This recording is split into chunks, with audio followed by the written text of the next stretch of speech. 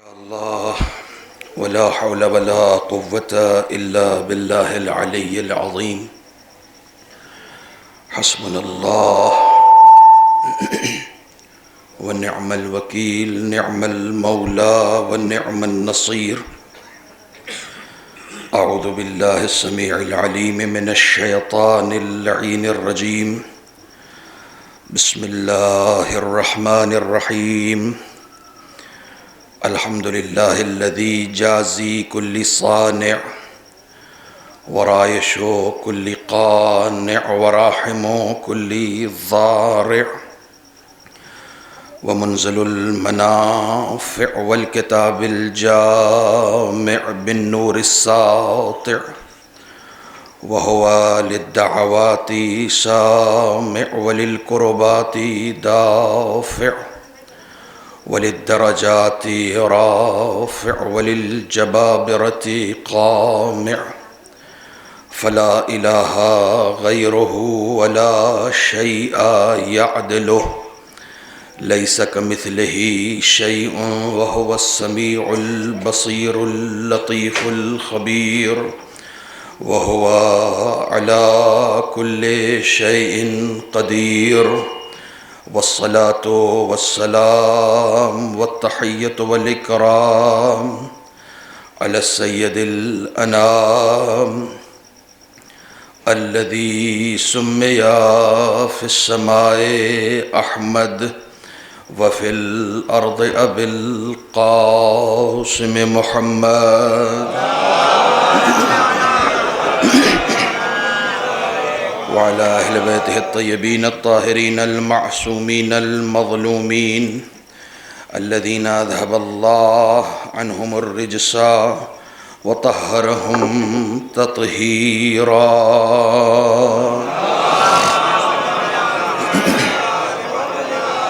ولعنة الدائمة الباقية على أعدائهم وغاصب حقوقهم ومنكري فضائلهم أجمعين.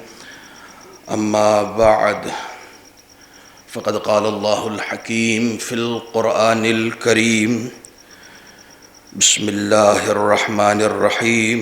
نحن قدرنا بينكم الموت وما نحن بمسبوقين على أن نبدل أمثالكم وننشئكم فيما لا تعلمون.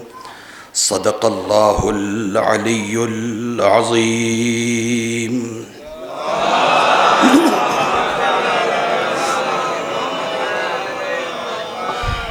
التماس ہے ایک مرتبہ سورہ حمد اور 3 مرتبہ سورہ اخلاص کی.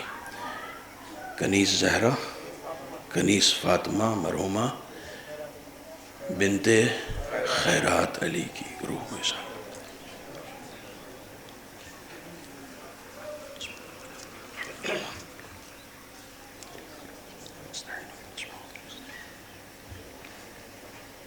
بسم اللہ الرحمن الرحیم. قل هو اللہ احد.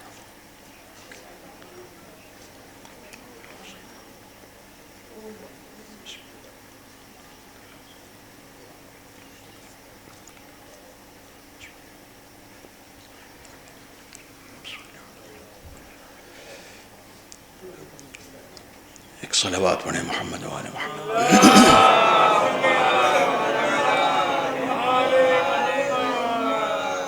ایک بات اچانک یاد آئی ہے اور نوجوانوں کے ذہن گزار کرنا چاہ رہا ہوں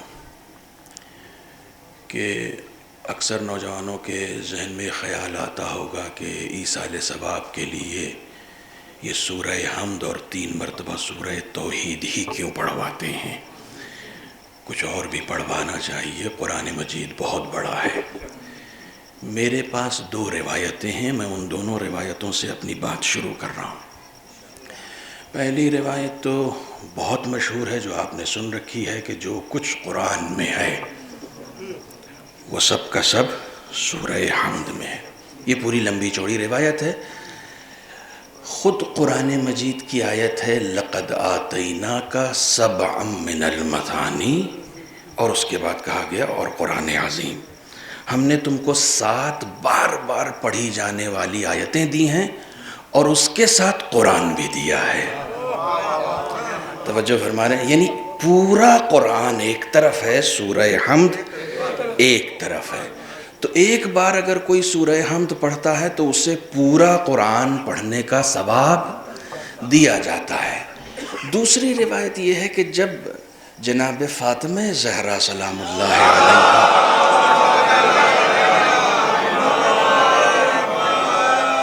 بیاہ کر مولائے کائنات کے گھر آئیں تو انہوں نے کہا، اے علی، میرے بابا نے مجھ سے ایک سفارش کی ہے کہ بغیر قرآن ختم کیے کبھی نہ سونا. تو علی نے کہا کہ یہ بتاؤ آپ کیسے قرآن ختم کرتی ہیں؟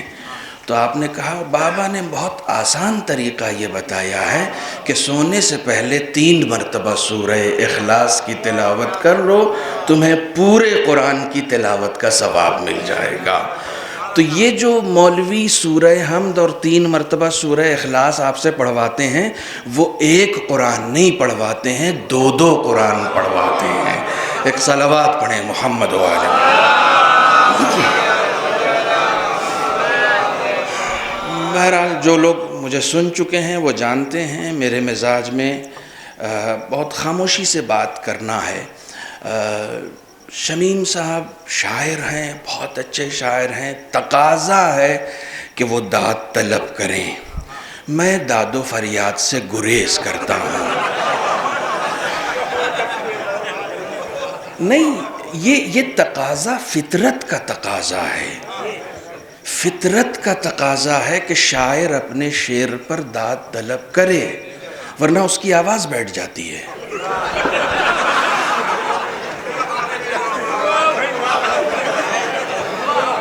یہ فطرت کا دیکھیے، کئی مرتبہ ایسا ہوتا ہے کچھ لوگ شاعر نہیں ہوتے ہیں، دوسرے کا کلام پڑھتے ہیں تو وہ کیا کہتے ہیں کہ نہیں، میں تو شاعر کی بات نہیں کر رہا ہوں. اب یہ ہوتا ہے زیادہ پڑھے لکھوں کے درمیان مجلس پڑھنا بھی مشکل ہوتا ہے. وہ یہ کہتے ہیں کہ صاحب اس کلام کے خالق مثلا میر انیس ہیں، اس کلام کے خالق مثلا زاہد جعفری جلال پوری ہیں، اس کلام کے خالق شمیم الہ آبادی ہیں مثلا. تو جو لوگ اپنا کلام نہیں پڑھتے وہ خالق کا نام بتا دیتے ہیں. آپ پہنچنے کی کوشش کریں، شاعر خالق ہوتا ہے، کلام اس کی مخلوق ہوتی ہے. ہر خالق میں یہ صفت پائی جاتی ہے.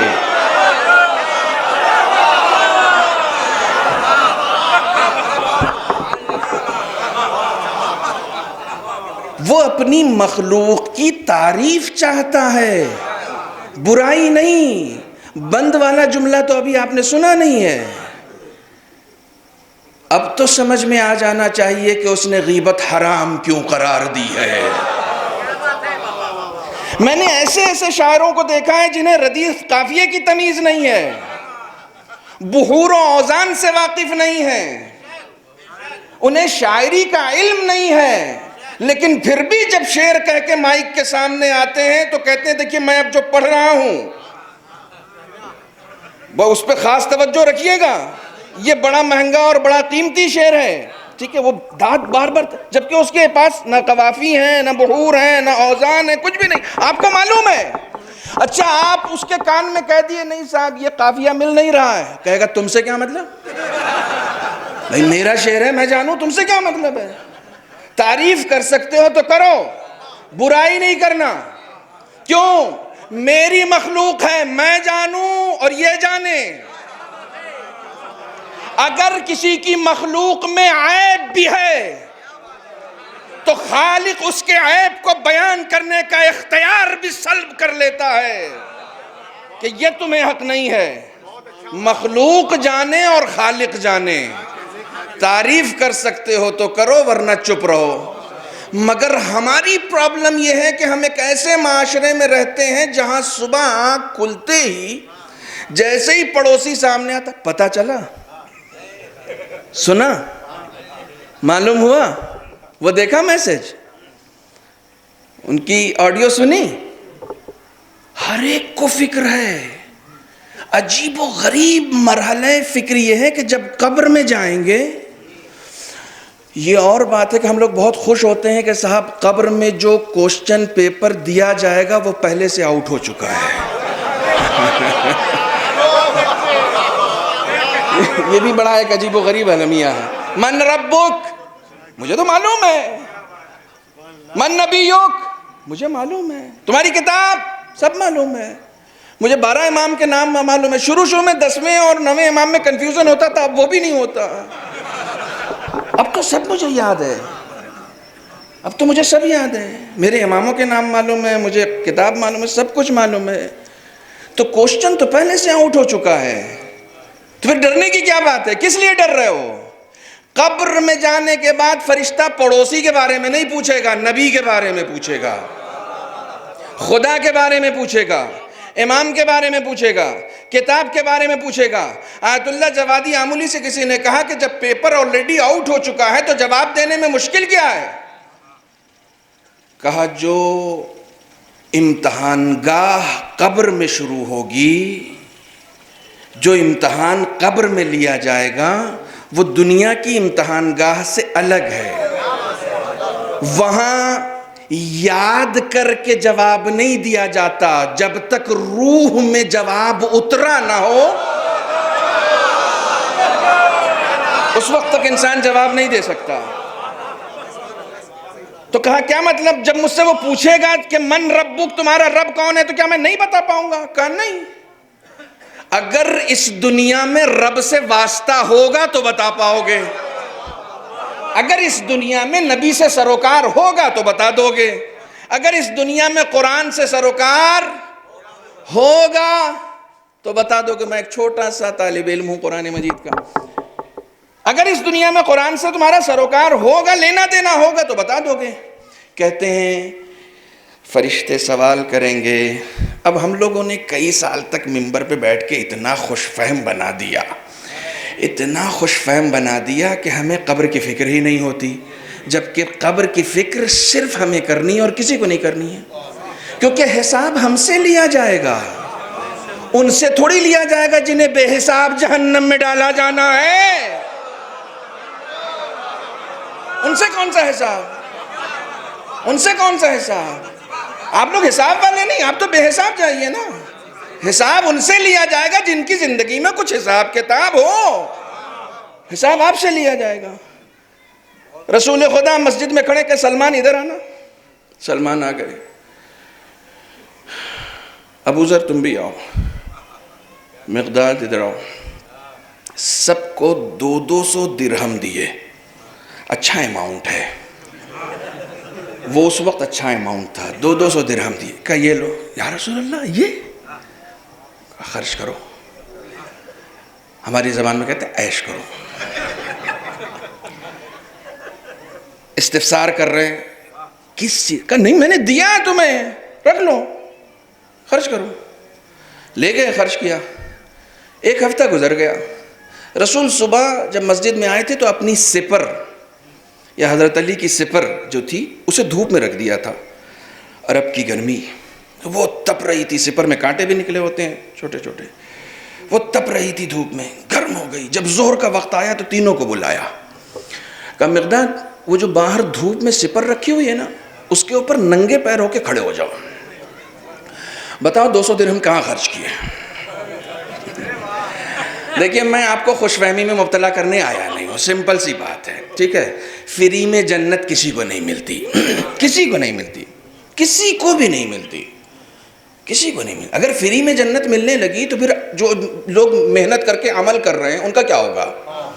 ان کا کیا ہوگا؟ توجہ فرمانے. فری میں نہیں ملتی. کچھ تو زندگی میں ایسا ہونا چاہیے جس سے ہم دعویٰ تو کر سکیں نا کہ ہاں ہم حقدار ہیں. کا حساب دو. کیا کیا؟ اب وہ کھڑے ہوئے کہنے لگے آپ نے دیا تھا تو وہ میرے گھر میں اتنا خرچہ تھا اور اتنے کا میں مقروض تھا. وہ اچھل رہے ہیں، اس کے اوپر پیر جل رہا ہے نا، وہ اچھل رہے ہیں، حساب دے رہے ہیں. بہرحال کسی طریقے سے حساب دے دیا. کوئی اسراف نہیں، کوئی فضول خرچی نہیں، کچھ نہیں. حساب دے کے اتر آیا. ابو ذر پلیز کم. انہوں نے بھی حساب دیا. مشکل ہوئی، تھوڑی سی مشکل ہوئی. سب کو پیر سب کا اچھلا، سب کا جلا. سلمان، ایک پیر سلمان نے سپر پہ رکھا اور دوسرا پیر زمین پہ. یا رسول اللہ مسجد میں آپ نے دیا تھا، باہر ایک مستحق بیٹھا تھا اسی کو دے دیا۔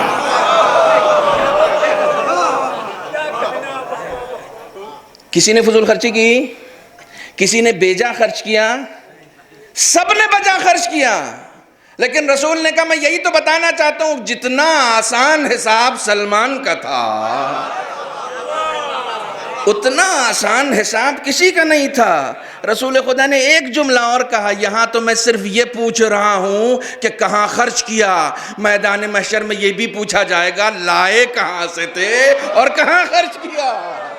صلوات پڑھیں محمد و آل محمد پر۔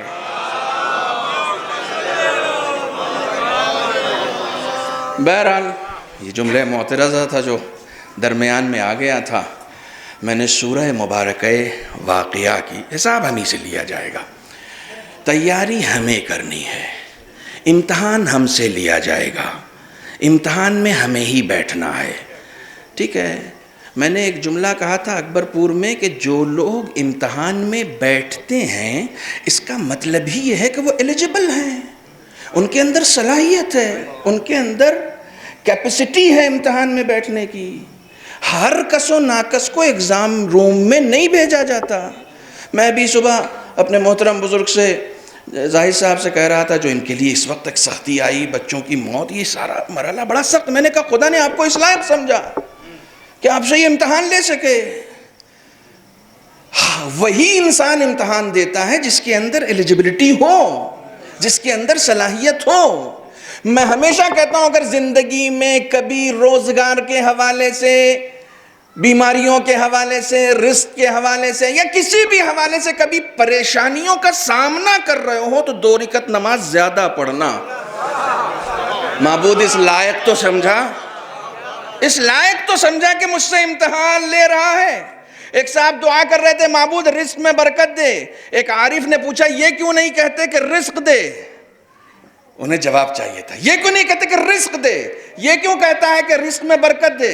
کہا خدا نے جب رزق کا وعدہ کر لیا ہے تو پھر رزق دینے کے لیے کیوں کہوں، رزق میں برکت کے لیے کہوں گا نا۔ اس نے رزق کا وعدہ کر رکھا، اس کے لیے پریشان نہیں ہوں، اس کے لیے پریشان نہیں ہوں، توجہ، اس کے لیے کبھی پریشان ہے۔ سب سے زیادہ ہم لوگ ممبر پہ بیٹھ کے کہتے ہیں رزق کے لیے پریشان نہیں ہوں، سب سے زیادہ پریشان ہم ہوتے ہیں، یہ حقیقت ہے۔ میں اپنے آپ کو کہہ رہا ہوں، یہ بزرگان کو نہیں کہہ رہا ہوں، ان کا مرتبہ بہت بلند ہے۔ سب سے زیادہ پریشان ہم ہوتے ہیں رزق کے لیے، توجہ فرمانے، جبکہ اس کا وعدہ اس نے کیا۔ بہرحال اگر ہم اپنی زندگی میں پریشانیوں میں مبتلا ہیں تو اس کا مطلب یہ ہے کہ ہم اس لائق ہیں کہ ہم سے امتحان لیا جا رہا ہے۔ خداوند عالم سورہ مبارکہ واقعہ میں ارشاد فرماتا ہے کہ نحن قدرنا بینکم الموت۔ بہت اچھا کلام پڑھا ابھی ہمارے اصغر صاحب ہیں، انہوں نے انصر سے بہت اچھا کلام موت کے حوالے سے پڑھا۔ خدا قرآن مجید میں کہتا ہے کہ ہم نے موت کو تمہارے درمیان مقدر بنایا ہے۔ تقدیر ہے موت، تقدیر ہے۔ موت کے اوپر مجلس نہیں پڑھنی ہے، موت کے اوپر ہمارے مجلس ہوتی ہی نہیں۔ موت پہ مجلسیں وہاں ہو جہاں موت ہو۔ خداوند عالم ارشاد فرماتا ہے ہم نے موت کو تمہارے درمیان مقدر بنایا ہے۔ بہت آسانی سے سنتے رہیں، بس آپ بولیں نہ بولیں سنتے رہیں۔ قرآن میں ایک قوم کو بشارت دی گئی ہے، وہ قوم بولنے والی نہیں ہے، سننے والی ہے۔ میں قرآن کی آیت پیش کروں گا، سننے والی قوم کو قرآن میں بشارت دی گئی۔ فبشر، ظاہراً سورہ زمر کی آیت ہے، فبشر عباد الذین یستمعون القول۔ اے میرے حبیب اس قوم کو بشارت دے دیجئے جو سننے والی قوم ہے۔ دکھا دو پوری دنیا میں کوئی ایسی قوم جو سننے کے لیے پے کرتی ہو، جو سننے کے لیے فرش عزا بچھاتی ہو، جو سننے کے لیے دور سے سنانے والا بلاتی ہو۔ قرآن نے ایک ہی قوم کو بشارت دی ہے اور وہ قوم ہے سننے والی۔ سنے گا وہی جو فرش عزا سے متعلق ہو۔ الحمدللہ یہ قوم آپ ہی ہیں، آپ سنیں، آپ نہیں سنیں گے تو کون سنے گا؟ سننا آپ کا کام ہے۔ خداوند عالم نے موت کو مقدر قرار دیا ہے، تقدیر ہے موت، بہت خوبصورت ہے۔ روایتوں میں جناب عزرائیل علیہ السلام جن کا دوسرا نام ملک الموت ہے، بہت وجیح اور بہت ہی خوبصورت ملک میں ان کا شمار کیا ہے. بہت وجیح ہیں وہ، بہت خوبصورت ہیں. عراق میں کسی زمانے میں ایک عارف تھے، انہوں نے اپنے سیر و سلوک و عرفان کے ذریعے سے ملک الموت سے دوستی کر رکھی تھی. پاسبل ہے، ناممکن کچھ بھی نہیں ہوتا. ٹھیک ہے، ناممکن کچھ بھی نہیں ہوتا. جب لوگ اپنے تقوی کے ذریعے سے اماموں سے توسل کر لیتے ہیں تو یہ تو پھر بھی ان کے غلام ہیں، یہ تو پھر بھی ان کے غلام ہیں. تو ان سے رابطہ اتنا مشکل نہیں ہے، آسان ہے. موت بڑی خوبصورت چیز ہے، بہت خوبصورت چیز ہے. اچھا، آپ تھوڑی دیر کے لیے سوچ لیں کہ خدا اس نعمت کو اس دنیا سے اٹھا لے، پھر کیا ہوگا؟ تھوڑی دیر کے لیے آپ یہ سوچیں کہ بہرحال آپ 20 سال تک موت اٹھا لے، زیادہ نہیں. کتنے؟ کیسے کیسے لوگوں کو مسنت پہ 20 سال جھیلنا پڑے گا. تم سے زیادہ کون سمجھ سکتا ہے؟ کیسے کیسے؟ ارے بھائی مر ہی نہیں رہا، یہ تو مرے گا تب تو اس کی سیٹ خالی ہوگی. تو موت نعمت ہے یا نہیں ہے؟ نہ جانے کتنے فرعونوں کو فی النار کر رہی ہے یہی موت. نہ یہ آدھا مصرع تھا. نہ جانے کتنے فرعونوں کو فی النار کر رہی ہے اور کتنے محبوں کو علی کے چہرے کی زیارت کرا رہی ہے.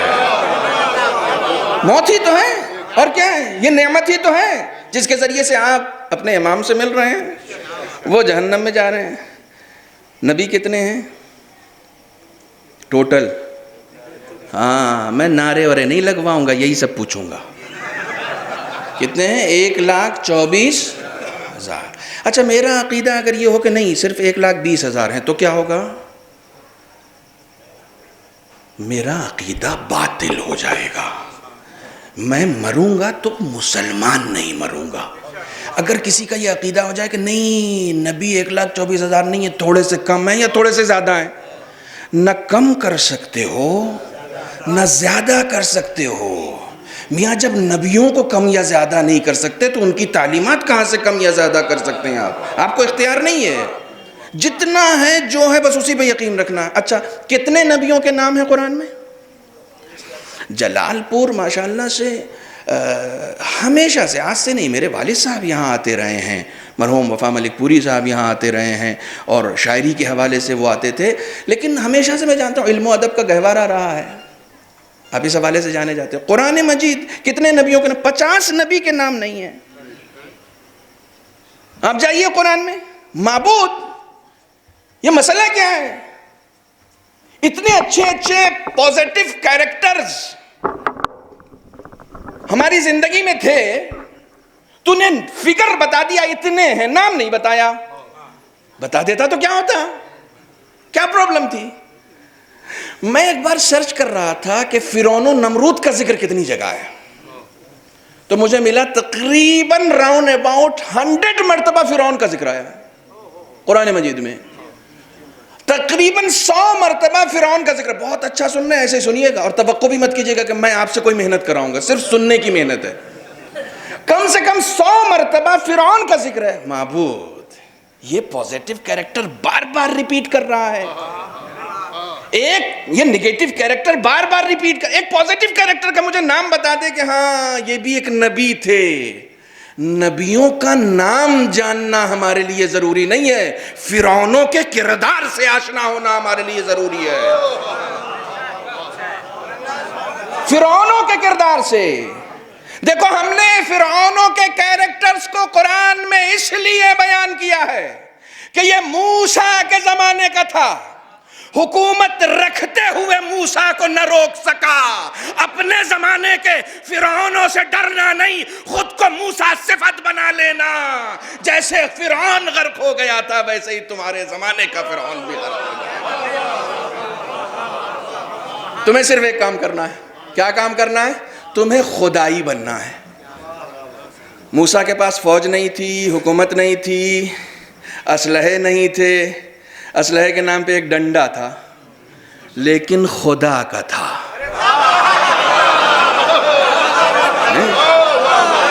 اسلحے کے نام پہ ایک ڈنڈا تھا خدا کا، وہ موسیٰ اس زمانے کا تھا، ایک موسیٰ اس زمانے کا تھا، پیرس میں ایئرپورٹ پہ کھڑا ہے، نامہ نگار آئے، خمینی صاحب کہاں جا رہے ہیں؟ ایران، انقلاب آ جائے گا؟ پتہ نہیں۔ آپ ایئرپورٹ پہ لینڈ کر جائیں گے؟ پتہ نہیں۔ ایران کی جنتا آپ کا ساتھ دے گی؟ پتہ نہیں۔ ہر سوال کے جواب میں پتہ نہیں۔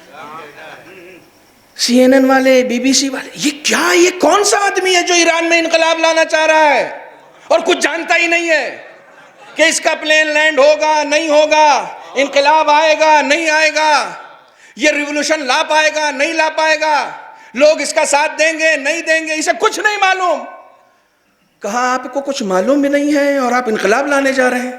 تو انہوں نے کہا بیوقوف، تم وہ پوچھ رہے ہو جو خدا کے ہاتھ میں ہے۔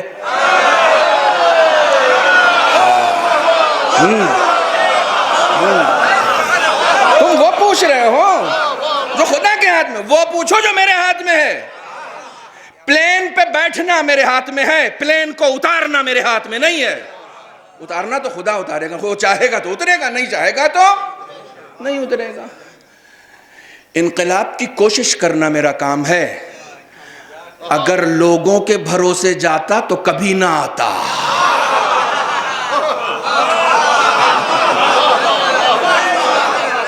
لوگوں کے بھروسے تھوڑی جا رہا ہوں کہ ہاں یہ لوگ میرے ساتھ چلیں گے تو میں انقلاب لاؤں گا۔ جتنے نیتا لوگوں کے بھروسے کھڑے ہوئے ان ساروں کا بیڑا لوگوں نے ہی غرق کیا۔ ہے یا نہیں ہے؟ ہے یا نہیں ہے؟ میں ڈیٹیل میں تو نام لیتا ہی نہیں۔ میرے والد صاحب کی غزل کا ایک مصرع ہے کہ سب کچھ کہا مگر نہ کھلے رازداں سے ہم، تو ہم تو کھلتے ہی نہیں ہیں، ٹھیک ہے؟ اپنے اپنے زمانے کے فرعونوں کو دیکھ لیجئے، میں آؤں گا آخر کے زمانے کے فرعون میں بھی، توجہ فرمائیے گا، ٹھیک ہے؟ خدا تمہاری زندگی میں ہو، خدا تمہاری زندگی میں ہو، جب تم موت کو اپنی تقدیر سمجھ لو گے تو تمہارے اندر سے خوف ختم ہو جائے گا۔ کیسا خوف؟ کیسا خوف؟ خداوند عالم نے سورہ ملک میں موت و حیات کو مخلوق کہا ہے۔ میں نے خالق و مخلوق سے بات شروع ہی کی ہے۔ دیکھیے جب مجمع سننے والا ہوتا ہے نا تو بہت اشارے سے کام چل جاتا ہے۔ موت و حیات کو مخلوق کہا ہے نا، الذی خلق الموت، موت مخلوق، حیات مخلوق، انسان اشرف کون ہے؟ موت بھی مخلوق ہے، اشرف کون ہے؟ اشرف ڈرے گا یا جس کا رتبہ اشرف سے کم ہے وہ ڈرے؟ موت ڈرے گی یا انسان ڈرے گا؟ اشرف کون ہے؟ انسان ہے، وہ بھی مخلوق ہے، موت بھی مخلوق ہے۔ یہ کیسا انسان ہے جو اپنے کمتر سے ڈر رہا ہے؟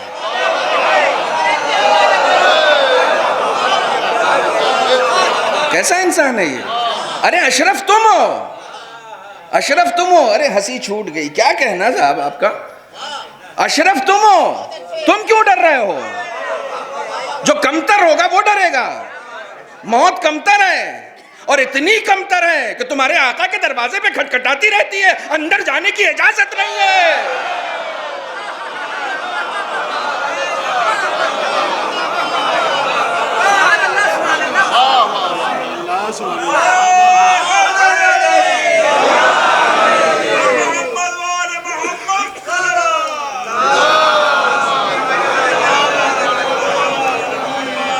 نعمت ہے، نعمت خداوندی ہے یہ۔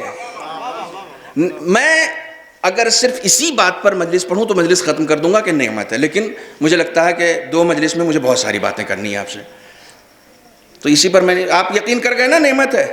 الدنیا سجن للمؤمن، حدیث ہے یا نہیں ہے؟ دنیا مومن کا، کیا کہنے آپ کے، سلامت رہیں آپ، دنیا مومن کے لیے قید خانہ ہے۔ کوئی ایسا بدقسمت ہے جو قید خانے سے نہ نکلنا چاہے؟ بھائی اتنا آسان کر کے اب اس سے زیادہ آسان کر کے کون بتائے؟ کون ایسا بدقسمت ہوگا جو قید خانے میں رہنا چاہے گا؟ ہر انسان قید خانے سے باہر نکلنا چاہے. بھائی قید خانے سے نکلنے کا ایک ہی دروازہ ہے جس کا نام موت ہے. کتنی خوبصورت ہے موت. آپ کو قید خانے سے باہر کر رہی ہے. آپ کو قید خانے سے ایک وصیت یاد دلاؤں آپ کو. بی بی زہرا مولا کائنات کو وصیت کرتے کرتے رونے لگی.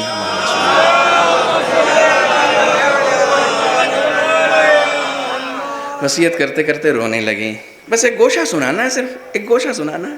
مولا کائنات نے کہا بی بی آپ کیوں, میں تو رو رہا ہوں, آپ کے فراق میں رو رہا ہوں, آپ کیوں رو رہی ہیں؟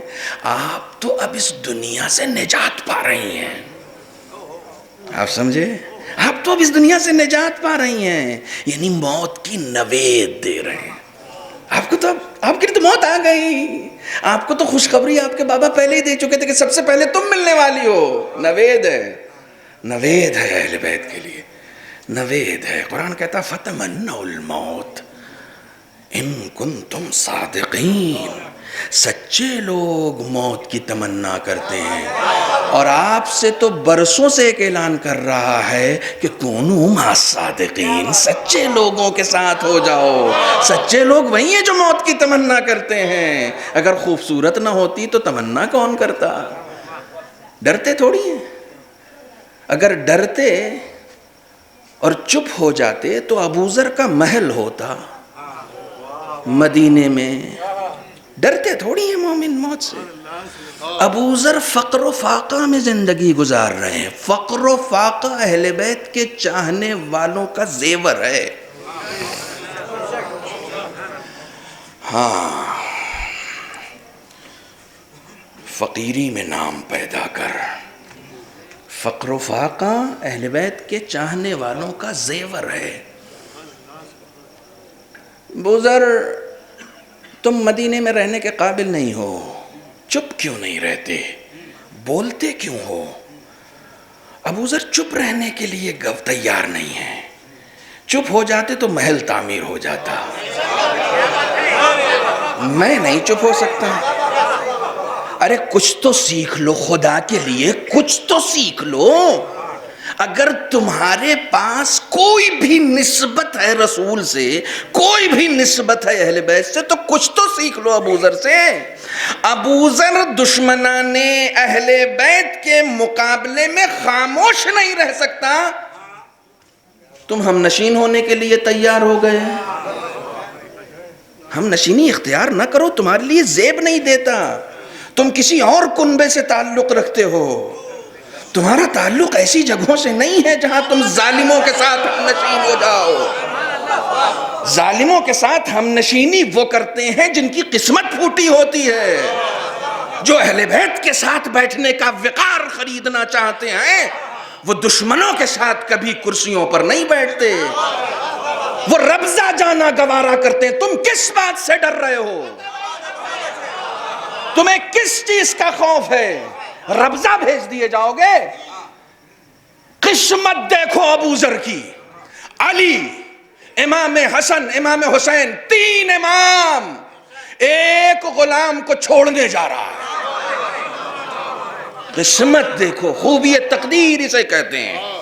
3 امام ایک غلام کو جب شہر بدر کر دیا تو مولا کائنات, امام حسن مجتبی, امام حسین, سب جا رہے ہیں چھوڑنے. سب کچھ نہ کچھ ابوذر کو تلقین کر رہے ہیں, نصیحتیں کر رہے ہیں. ابوذر سب کی سن رہے ہیں, سب کا ویلکم کر رہے ہیں. جب باہر, شہر کے باہر تک تینوں امام چھوڑ کر آ گئے نا, تو ابوذر نے مولا کائنات کا ہاتھ پکڑا. کہا آقا آپ کی نصیحتیں سر آنکھوں پر, مگر میں آپ کی تربیت میں اتنے دن رہا ہوں کہ جہاں میں جا رہا ہوں اگر وہاں کی زمین پیتل کی ہو جائے اور آسمان پہ بادل کا کوئی ٹکڑا بھی نہ ہو, یعنی نہ زمین سے دانہ اگے نہ آسمان سے پانی برسے, پھر بھی یہ ابوذر رزق کے لیے پریشان نہیں ہوگا, کیونکہ رزق کا وعدہ خدا نے کر رکھا ہے.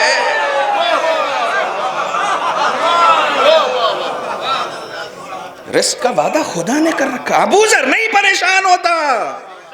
کیونکہ ابو ذر خدا کا ہے. خدا کے ہو جاؤ. ابھی ایک جملہ میں نے گجرات میں کہا تھا، تم خدا کے لیے جیو، خدا تمہیں مرنے نہیں دے گا. ایک چھوٹا سا، آپ سوچتے ہیں میں پرانے زمانے کا ایگزامپل سیٹ کروں گا، چلیے اس دور کے ابو ذر کو چھوڑتے ہیں. آ جائیے نا، جب تک زندہ تھا کوئی نام نہیں جانتا تھا، جب مر گیا تو سب شہید قاسم سلیمانی کو جان گئے. کیوں؟ کتنے لوگ تھے؟ جب تک وہ جرنل تھا سب جانتے ہو نا، 5% لوگ جانتے تھے. چونکہ خدا کے لیے جی رہا تھا، خدا نے مرنے نہیں دیا. ارے تمہارے ہاتھ پیر سلامت ہے، تم ممبر پہ بیٹھو، خود کو پہچنواؤ کہ میں ہوں. یہ غلطی مت کرنا. تم خدا کو پہچنواؤ، خدا تمہیں پہچنوائے. خدا کے لیے جیو، اپنے لیے. ہم جیسے کمزور لوگوں میں ایسا نفاق پایا جاتا ہے کہ ممبر پر ایک سلیقے کا جملہ اگر کبھی بول دیا تو جان پہ ہاتھ پیٹ کے کہتے ہیں کہ میں کچھ کہہ گیا، آپ کہاں بیٹھے ہیں.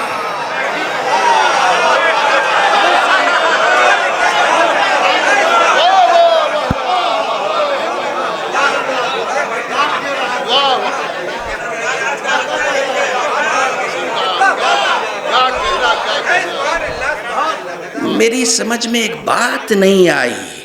میں واہ واہ کلچر پہ بہت کچھ پڑھ چکا ہوں.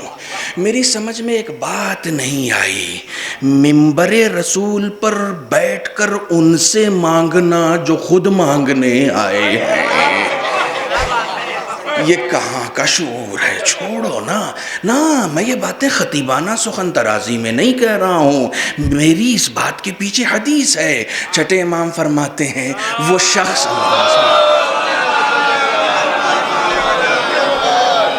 شخص بندگی کا مزہ نہیں چکھ سکتا جو اپنے کاموں کا صلہ اپنے ہی جیسوں سے طلب کرے.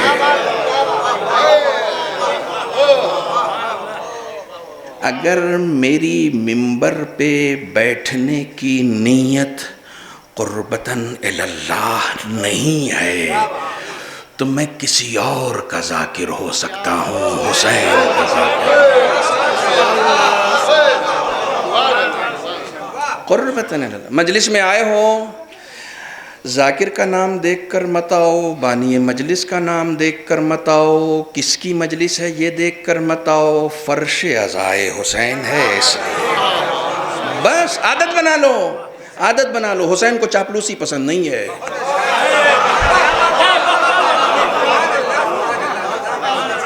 بہت اسٹیٹ فارورڈ ہے.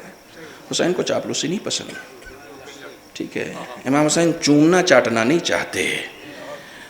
کتنا اپنے آپ کو قربان کر سکتے ہو یہ ثابت کرو.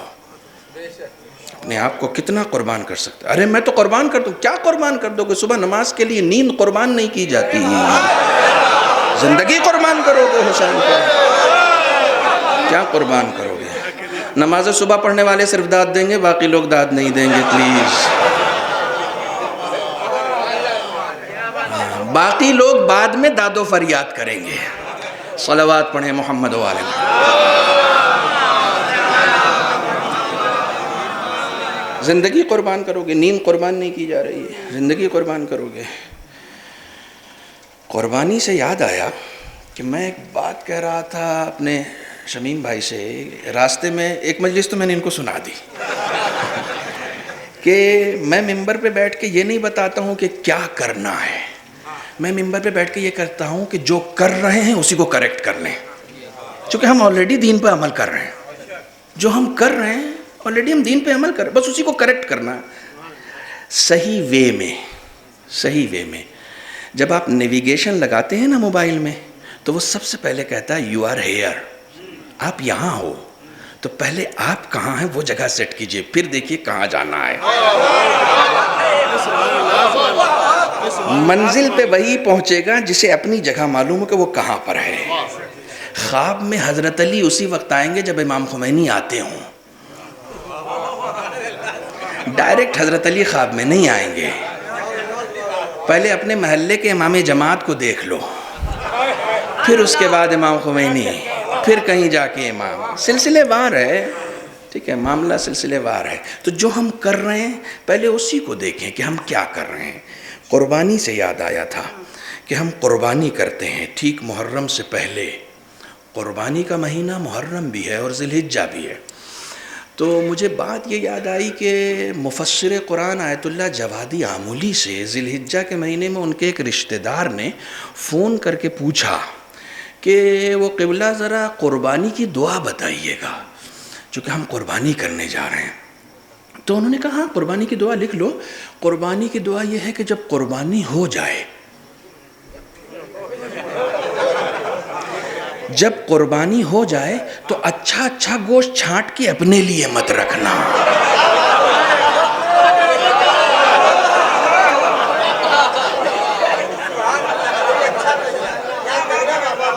یہ رکھ دو کباب کے لیے، یہ بریانی کے لیے، اور یہ اس کا قورمہ بنا لیں گے۔ یہ تم نے اس کا قورمہ نہیں بنایا، اپنی نیت کا قورمہ بنا لیا۔ یہ کام سنو داد واد چھوڑو، یہ کام تم نے قربتاً اللہ کیا تھا۔ خدا کی راہ میں جہاں قربانی دی وہاں اتنا نفس شامل ہو گیا کہ اچھا اچھا اپنے لیے رکھ لیا، تو کیسی خدا کی راہ، یہ تو اپنے نفس کی راہ میں قربانی ہوئی۔ پہلے جو کر رہے ہیں اس کی اصلاح کر لو نا، جو کر رہے ہیں اس کی اصلاح کر لو۔ دین نے جہاں قربانی بتایا ہے وہیں اس کے صرف کرنے کا طریقہ بھی بتایا ہے۔ 3 حصہ کرو، ایک حصہ اپنے لیے رکھو، ایک حصہ پڑوسیوں کا اور ناداروں کا اور غریبوں کا اور فقیروں کا، اور ایک حصہ رشتہ داروں کا۔ 3 حصہ آرام سے تقسیم۔ اب جو شخص عدالت کے ساتھ حصہ تقسیم نہ کرے اس کا تعلق کسی اور سے ہو سکتا ہے، امام المتقین سے تو نہیں ہو سکتا۔ عدالت چاہیے، عدالت چاہیے، ٹھیک ہے۔ تو ان سب چیزوں کا کریکشن بہت ضروری ہے، بہت ضروری ہے۔ ابا کی برسی کرانی ہے، کس کو بلائیں؟ کوئی ایسا نام بتائیے بس دھمال مچا دے۔ ارے صاحب ارے ان کو بلاؤ، ارے صاحب لوگ کھڑے ہو کے داد دے رہے تھے، زبردست، ایک لمحے کے لیے لوگوں کو چپ بیٹھنے نہیں دیتے۔ وہ ایصال ثواب ہے، مردے کو بخشوانا یا جگانا ہے؟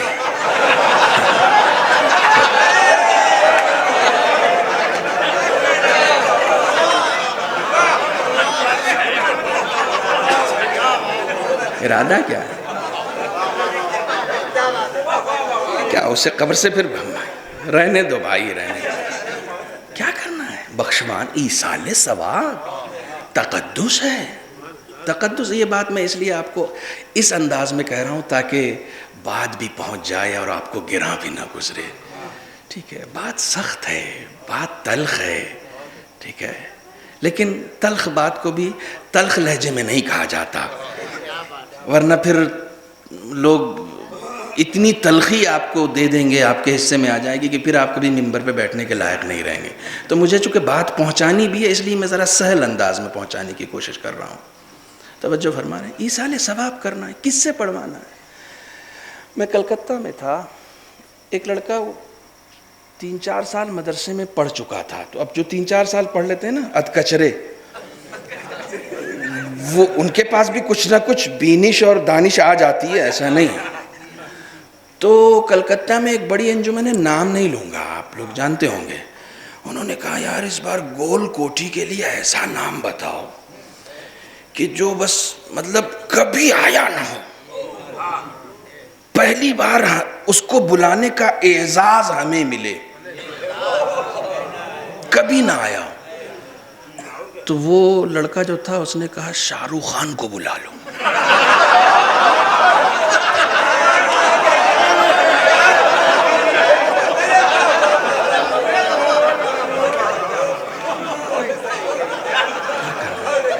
مجلس حسین کرنی، یہاں آ کے ایکٹنگ کرنی ہے، آستین چڑھائے ایکٹنگ کرنی ہے. یہ شو ہے، اسٹیج شو ہو رہا ہے جسے کامیاب بنانا ہے. آپ ممبر سے فرش سے اٹھتے کیا کامیاب مجلس. کس نے کہا آپ سے کامیاب ہوئی؟ کس نے کہا؟ نامدار عباس گئے میدان محشر میں. ارے آئیے، خطیب ہیں آپ. ہاں آپ کو دیکھا تھا، جلال پور میں آئے تھے نا. ہاں آپ کو دیکھا تھا. اب فرشتے مجھے کھینچ کے لے گئے. چلو میں نے کہا میں میری وہ والی فائل نکالو. جلال پور میں اچھا خاصا مجمع تھا صاحب، کنیز فاطمہ کی مجلس پڑھنے ہم گئے تھے، تم ایسا کھینچ رہے ہو مجھے؟ میں مجلس پڑھنے گیا تھا. کہاں فائل نکالی؟ ہاں انصر صاحب نے پیشخانی کی. واہ، یہ شمیم صاحب بھی تھے اس میں. ارے واہ، سیفی نے بھی کی تھی. آپ کا نام نہیں دکھ رہا. میں موبائل تھوڑی لے گیا تھا کہ ان کو پوسٹر دکھاتا. بھائی میں تھا، میں نے ہی ذاکری کی تھی. فرشتوں نے یہ کہہ کے واپس کر دیا جہاں کے لیے کی تھی وہیں رہ گئی. اگر یہاں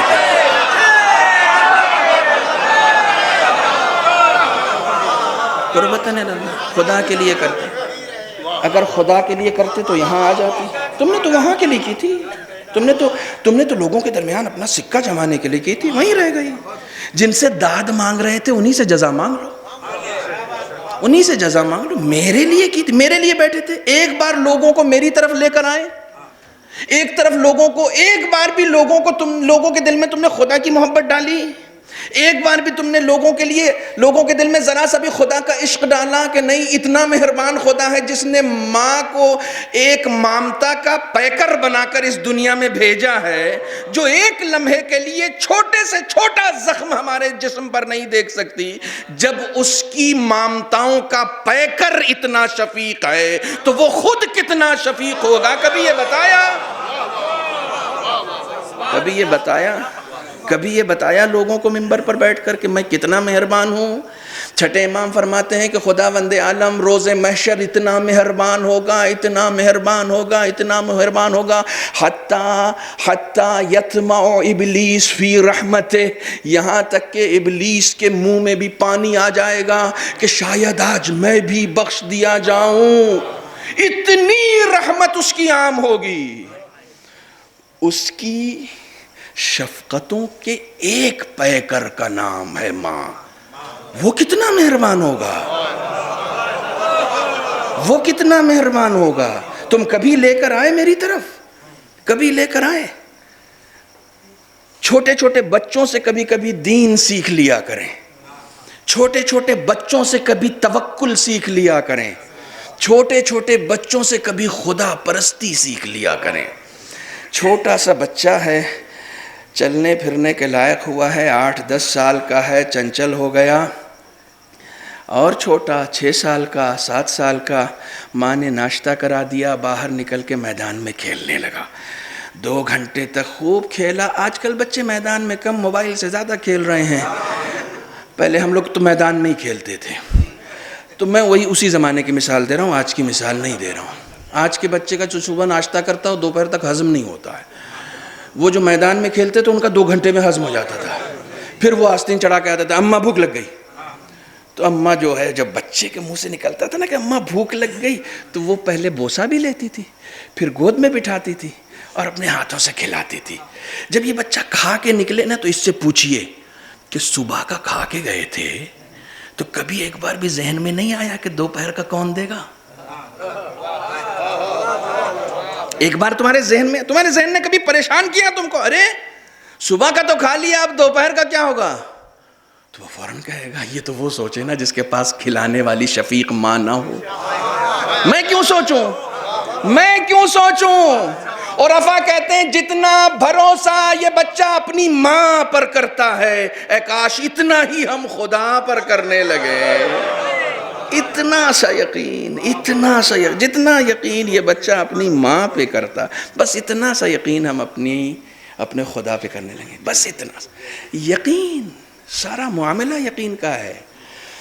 میں نے رامپور میں ایک جملہ کہا تھا اور اس جملے کو یہاں پر مجھے ابراہیم بھائی نے سنایا کہ آپ جو یہاں پیدا ہوئے ہیں، یہ جو حیات کی نعمت آپ کو ملی ہے، میں کتنے، ارے 1 گھنٹہ ہو گیا بھائی صاحب.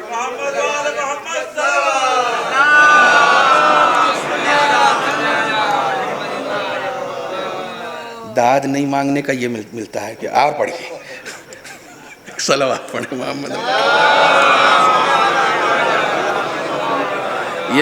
یہ میرے دوست ہیں, میں ان سے مذاق بھی کرتا ہوں, مزاح کرتا ہوں البتہ. صلوات پڑھیں محمد وعلی محمد. اتنا سا یقین جتنا ایک بچہ اپنی ماں پر کرتا, اتنا سا یقین اپنے خدا پر کر لیتا. توکل کا سبق خدا کے لیے, توکل کا سبق, خدا پر بھروسہ, جینا خدا وند عالم صبح اٹھتے ہی پریکٹس کراتا ہے. صبح اٹھتے ہی آنکھ کھلی, واش روم گئے, وضو کر رہے, کیوں؟ قربتاً اللہ. پہلا کام اس نے کرایا کہ دیکھو میرے لیے کرنا, وضو میرے لیے, نماز میرے لیے. پہلا کام کیوں اپنے لیے کرایا؟ تاکہ اب دن بھر کوئی کام اپنے لیے مت کرنا, سب میرے لیے کرنا. پریکٹس کرو, پریکٹس کرو, ہو جائے گا. پریکٹس کرو. بیوی بچوں کے لیے کمانے جا رہے ہو, میرے لیے جاؤ, میرے لیے جاؤ. میں جہاد کا ثواب دیتا ہوں, میں جہاد کا ثواب دوں گا. تم جاؤ گے کمانے بیوی بچوں کے لیے, لیکن قربتاً اللہ کی نیت کر کے جاؤ, میں اس پہ بھی ثواب دوں گا. مہنگا مہنگا فیس واش لے کر آئے کہ منہ چمکے گا. فیس واشوں سے منہ نہیں چمکتا. جب منہ دھونے جاؤ تو وضو کی نیت کر لو. نیتوں کی اصلاح سے چہرہ چمکتا ہے, نیتوں کی اصلاح سے. وضو کر لو قربتاً اللہ. امام نے فرمایا چہرے پر نور بھی رہے گا, رزق میں برکت بھی ہوگی. ہم ایک ایسے ماحول میں جی رہے ہیں, میں اکثر ان چیزوں سے روبرو ہوتا ہوں. ہم ایک ایسے ماحول میں رہ رہے ہیں, واش روم سے نکلے, وضو کر کے نکلے, وضو نماز پڑھنی ہے کیا؟ مطلب جب وضو کریں گے تو کیا نماز ہی پڑھنی ہے؟ بھائی باوضو بھی رہا جاتا ہے, باوضو رہنے کا اپنا ثواب ہے. رسول اکرم فرماتے ہیں چاہتے ہو رزق میں کبھی کمی نہ ہو, ہمیشہ باوضو رہو. یہاں بھی فائدہ ہے, وہاں بھی فائدہ ہے, ہمیشہ باوضو. باوضو رہنے کا ایک فائدہ تو یہ ہے کہ جب انسان ہر وقت وضو کے ذریعے سے پاک رہے گا تو خدا خود بخود گناہوں سے دور رکھے گا. گناہ نجس فکر کے لوگ کرتے ہیں, پاکیزہ فکر کے لوگ نہیں کرتے.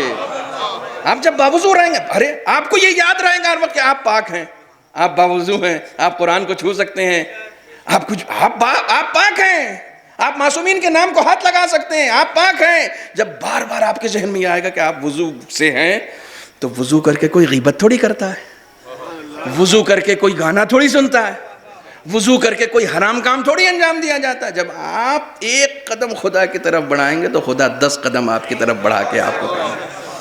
آپ بڑھائیں تو صحیح, آپ بڑھیں آگے, آپ بڑھیں. میں ایک جملہ ہمیشہ کہتا ہوں کہ ہم لوگ اس بات پر فخر بہت کرتے ہیں کہ ہمارا ایک حقیقی نگہدار, مولا, آقا موجود ہے, لیکن کبھی اس بات کا افسوس نہیں کرتے کہ اس کا کون ہے. وہ تو ہمارا ہے, اس کا کون ہے؟ وہ غریب نہیں ہے. اگر ہم حبیب ابن مظاہر نہیں بنے تو وہ غربت کی زندگی نہیں گزار رہا ہے. اس کو حبیب چاہیے, اس کو حر چاہیے. کون بنے گا؟ آپ کو بننا ہے, ہمیں بننا ہے. ہم نے کیا کوشش کی, کتنی کوشش کی؟ 20 سال سے مجلسیں کر رہے ہیں, مقصد صرف کامیاب مجلسیں. مجلسیں کامیابی کے لیے نہیں کی جاتی, مجلسیں اپنے آپ کو کامیاب بنانے کے لیے کی جاتی ہیں. مجلسوں کو تھوڑی کامیاب بنانا ہے, مجلسوں کے ذریعے ہم کو خود کو کامیاب بنانا ہے. اگر ہم خود کامیاب ہو گئے تو مجلس کامیاب ہو گئی. لیکن ہم عملی طور پر, کردار کے طور پر جہاں تھے وہیں ہیں, چاہے مجلسوں میں جتنی واہ واہ ہو جائے, مجلسیں آگے بڑھ گئی ہیں, ہم وہیں پیچھے رہ گئے ہیں. مجلسیں مرکب ہیں. اب یہ جملہ جلال پور میں کہہ رہا ہوں, مجلسیں مرکب ہیں نا. میں مرکب کیوں کہوں؟ مجلسیں وہ سفینہ ہیں جو ہماری نجات کی ضمانت ہیں. سفینوں کی تعریف نہیں کی جاتی, سفینے میں سنبھل کے بیٹھا جاتا ہے. جب سفینہ پار لگتا ہے تو سفینہ کامیاب نہیں ہوتا, سفینے میں بیٹھنے والے کامیاب ہوتے ہیں. یہ وہ سفینہ ہے جو ہماری نجات کی ضمانت ہے. اس سفینے میں آپ آئے ہیں تو اس سفینے کی تعریف مت کیجئے, اس سفینے کو کامیاب بنانے کی کوشش نہ کیجئے. یہ آلریڈی کامیاب ہے. جس کی بانی زینب کبریٰ ہوگی وہ ناکام ہو سکتی ہے. آپ اپنے گھر میں 2 لوگوں کے ساتھ مجلس کر دیجئے اور کسی میدان میں 5000 کے مجمع میں کر دیجئے, کیا پتہ خدا 5000 کو انڈر لائن ہی نہ کرے اور 2 لوگوں کی مجلسوں کا ایسا ثواب آپ کو عطا ہو جائے, ایسا ثواب آپ کا عطا ہو جائے کہ آپ اسے شمار نہیں کر سکیں. ایسا ثواب جو حیات کی نعمت خداوند عالم نے دی ہے. دیکھیے یہ کنٹینیو رہے گا کل بھی, چونکہ ابھی تو میں ظاہر سی بات ہے نہ زیادہ ترجمے پر بول سکا ہوں. جو حیات کی نعمت خدا نے دی ہے یہ بھی ایک نعمت ہے, موت بھی ایک نعمت ہے. یہ دونوں نعمتیں, یہ دونوں اپنے آپ میں نعمتیں. جینا ہے, مرنا اب کسی کو نہیں ہے, مرنا اب کسی کو نہیں ہے. مجھے یاد ہے, آپ لوگوں کو یاد نہیں ہوگا, البتہ اس میں 100-150 لوگ تھے اس مجلس میں. میں ایک بار جلال پور آیا تھا تو یہ جملہ میں نے کہا تھا کہ موت اور حیات یہ دونوں خداوند عالم کی عطا ہے. ٹھیک ہے, حیات, یہ جملہ نہیں کہا تھا جو اب کہہ رہا ہوں. مجھے 15 منٹ اور دے دیجیے, ہیں ٹھیک ہے, چونکہ رات میں دن میں زیادہ موقع نہیں ملے گا, رات کی مجلس میں بس 15 منٹ اور دے دیجیے. انشاءاللہ میں سمیٹنے کی کوشش کروں گا. آپ ایک دھیرے سے صلوات پڑھیں.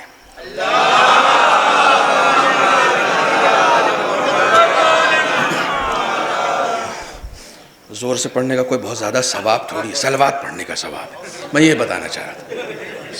آپ دل میں بھی پڑھیں گے تب بھی اپنے آپ کو صلوات پڑھنے کا ایسا عادی بنا لیں, اپنے آپ کو صلوات پڑھنے کا ایسا عادی بنا لیں کہ امام کا ارشاد ہے کہ صلوات انسان کے گناہوں کو کم کرتا ہے. جتنی صلوات پڑھو گے اتنے گناہ تمہارے کم ہوں گے. ڈرائیو کر رہے ہیں درود پڑھتے ہوئے چلیں, ڈرائیو کر رہے ہیں, بائک چلا رہے ہیں, کار چلا رہے ہیں, صلوات پڑھتے ہوئے چلیں, صلوات پڑھتے ہوئے چلیں. ذکر ہے, آیت اللہ بہجت کہتے ہیں صلوات سے اچھا ذکر میں نے نہیں دیکھا, اس سے اچھا کوئی ذکر نہیں ہے. ایسا ذکر ہے کہ خدا سے لے کے محمد و آل محمد تک سب اسی میں ہیں, سب اسی میں ہیں. ٹھیک ہے, بہت سارے لوگ ممبر پہ بیٹھ کے صلوات پڑھنے کہہ دیتے ہیں, خود نہیں پڑھتے ہیں.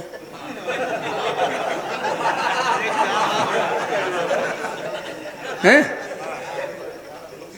لیکن خدا ایسا نہیں کرتا. خدا نے صلوات پڑھنے مومنین سے کہا کہ ان اللہ و ملائکہ, تو خدا بھی پڑھتا ہے, ملائکہ بھی پڑھتے ہیں, آپ بھی پڑھیے. یہ وہ عمل ہے جس کی طرف خدا نے اپنی بھی نسبت دی. یہ کام میں بھی کرتا ہوں, میں بھی کرتا ہوں. اتنی عظیم عبادت ہے کہ جو خدا کر رہا ہے. خدا نے کہیں نہیں کہا میں نماز پڑھتا ہوں, لیکن یہ کہا میں درود پڑھتا ہوں. وجہ فرمانے ایک صلوات پڑھیں محمد.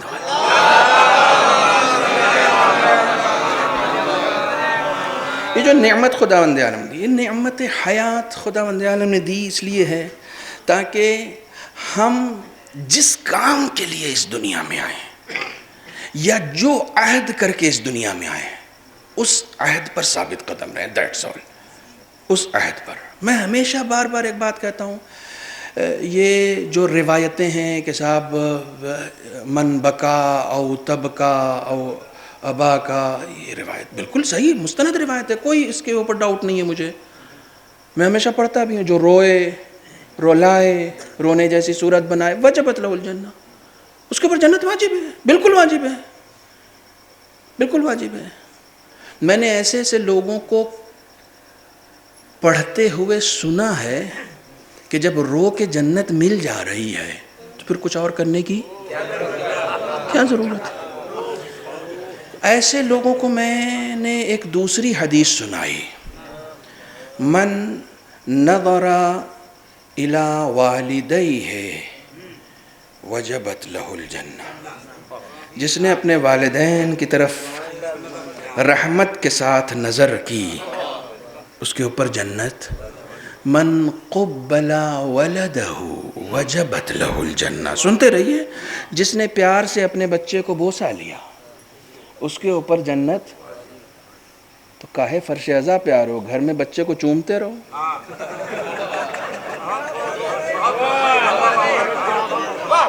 ہماری مشکل یہ ہے کہ ہم ایک روایت کو لے کے اڑ جاتے ہیں, دوسری روایتیں نہیں پڑھتے ہیں. ٹھیک ہے. میں ایسے موقع پر اکثر مثال یہ دیتا ہوں کہ اکثر لوگ تو یہاں ٹیچر ہیں، جو ٹیچر نہیں ہیں وہ باہر نوکری کرتے ہیں، اور جو باہر نہیں کرتے وہ اندر کرتے ہیں. ظاہر ہے جو باہر نہیں کرے. ارے میری مراد گھر کے اندر نہیں ہے، میری مراد یہ ہے کہ جلال پور میں کرتے ہیں. آپ بالکل گھر کے اندر ہی رہ گئے میرے خیال میں. تو کہیں نہ کہیں تو نوکری کر رہے ہیں، سب کر رہے ہیں. نوکری جب ہم کرتے ہیں تو نوکری میں ایک سیلری ہوتی ہے، ٹھیک ہے. اس سیلری کے ساتھ ساتھ ایک اوور ٹائم ہوتا ہے. اوور ٹائم اس وقت ہوتا ہے جب میرا اپنا ذاتی وقت جو ہم نے کمپنی کو دے دیا وہ تو دے دیا، لیکن جب میرا وقت کمپنی لیتی ہے تو وہ کہتی ہے، اگر ہم لوگ خود اوور ٹائم کرتے تھے بڑا مزہ آتا تھا، کہ جب وہ ٹائم لیتی ہے تو وہ اس کے بہت ایکسٹرا پیسے دیتی ہے. کسی کی تنخواہ معلوم ہوا کہ 40,000 ہے مہینے کی، اور اسے جب اوور ٹائم لیا جا رہا تو 1 گھنٹے کا 2,000 دیا جا رہا ہے. تو صاحب وہ دن میں اگر 4 گھنٹے اس نے کر لیے تو وارے نیارے ہو گئے اس کے. تو کسی آفس میں بہت کام آ گیا، وہ روز 4-5 گھنٹہ اوور ٹائم، روز 4-5 گھنٹہ. اب یہ لوگ تھوڑا سا کام اور لیٹ کر کے 5 گھنٹے کو 6 گھنٹہ کر دیں، بڑھا دیا کہ بھائی اوور ٹائم مل رہا ہے، اچھا مل رہا ہے. ایک دن ایک بیوقوف تھا، اس نے جا کے کمپنی کے سی او کو کہا کہ میرا مین کام رہنے دیجئے، خالی اوور ٹائم دیجئے. پہنچ گئے بھائی، تفسیر کی ضرورت تو نہیں ہے، اوور ٹائم دیے جاؤ. کہا بیٹے اوور ٹائم اس کو مل رہا ہے جو پروپر جاب کر رہا ہے، جو پروپر جاب نہیں کر رہا اس کو اوور ٹائم کی سہولیت. رونے پہ جنت اسے ملتی ہے جو پروپر دیندار ہو.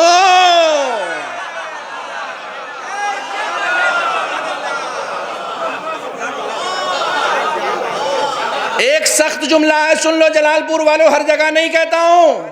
جو پروپر دیندار ہو رونے پر جنت اسے ملتی ہے، ورنہ حسین کی گردن کاٹنے والا بھی رو رہا تھا، سکینہ کے بندے چھیننے والا بھی رو رہا تھا.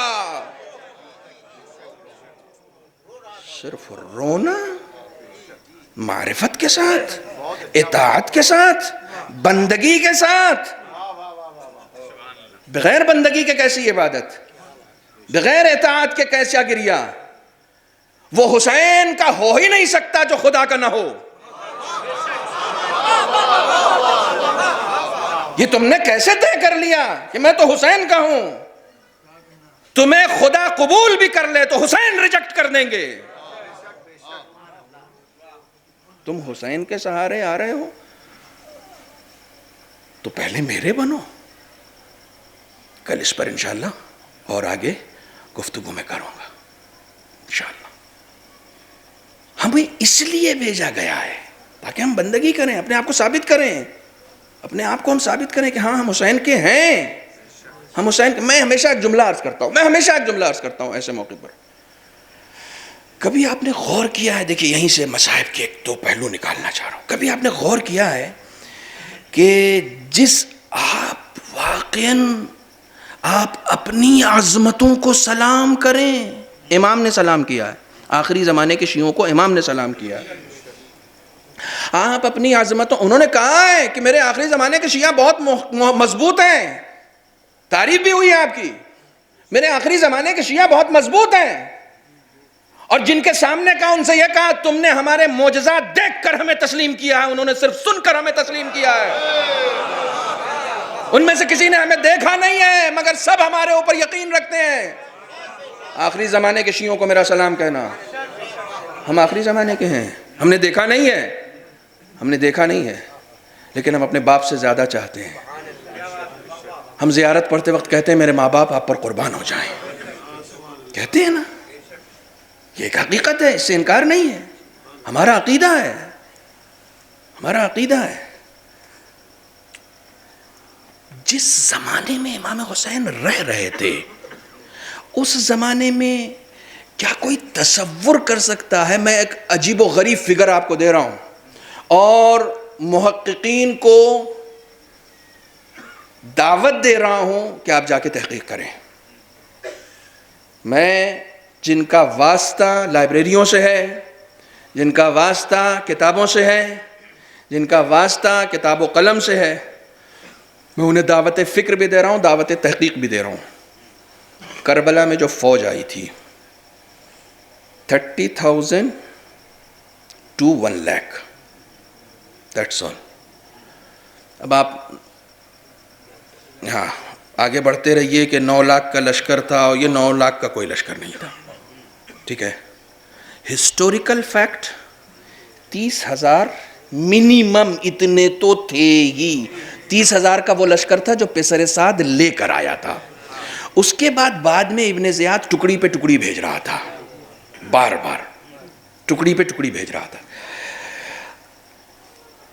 کبھی کبھی اصحاب امام حسین سے ہٹ کے قرآن کی روش پر عمل کریں، نگیٹو کیریکٹرز کو پڑھیں. پوزیٹیو کیریکٹرز کے ساتھ ساتھ نگیٹو کیریکٹرز کو پڑھیں. کیا ہوا جو ابن زیاد کو اتنی بڑی فوج مل گئی، حسین کو کم ملے؟ کیا ہوا؟ 4 سال پہلے کی مجلس کا آپ نے ذکر کیا، میں نے اس میں ایک گوشہ بیان کیا تھا. مجھے یاد رہتا ہے، کچھ چیزیں مجھے یاد رہتی. میں نے اس میں ایک گوشہ صرف بیان کیا تھا. میں اختتام کی طرف آ رہا ہوں کہ امام حسین اگر چاہتے تو ان کے پاس بھی کم سے کم 10,000 کی فوج ہوتی. اگر امام حسین نے اپنے فوجیوں کی شرطوں کو عام نہیں کیا ہوتا، یا یوں کہہ لیا جائے کہ اگر امام حسین نے اپنے ساتھیوں کے لیے کوئی قید و بند نہیں رکھی ہوتی تو امام حسین کے پاس بھی بہت چاہنے والے تھے. امام حسین کو ریلی نہیں کرنی تھی، انقلاب لانا تھا. نا جملہ یہ پہلا مصرع ہے. دوسرا مصرع یہ ہے، ریلی بھیڑ کرتی ہے، انقلاب کرداروں سے آتا ہے.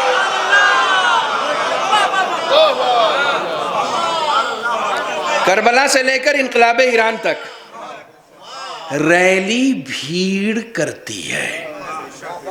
بھیڑ کا کام ریلی کرنا ہوتا ہے، انقلاب لانا نہیں. انقلاب کرداروں سے آتا ہے.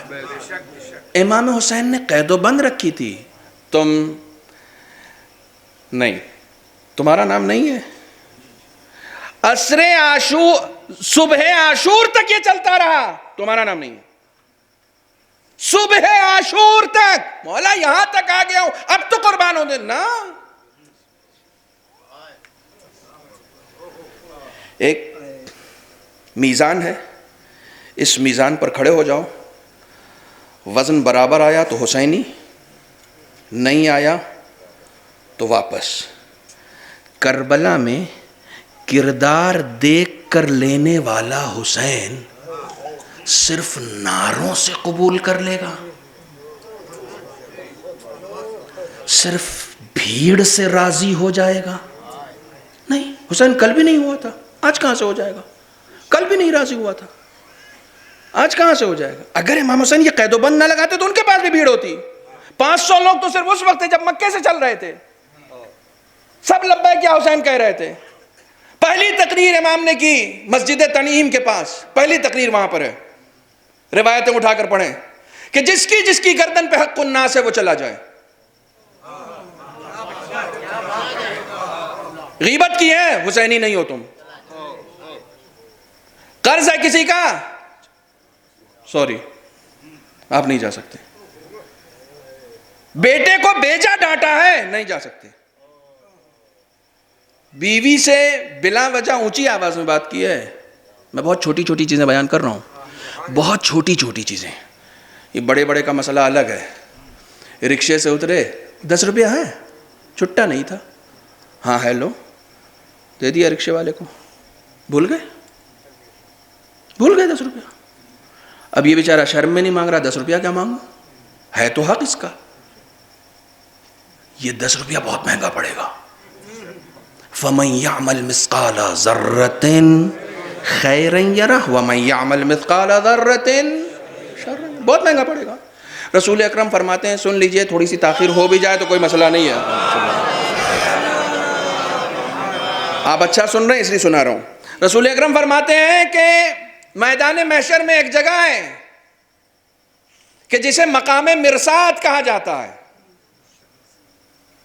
صحابیوں سے بیٹھ کر پوچھ رہے تھے, میں تمہیں بتاؤں کہ فقیر کون ہے؟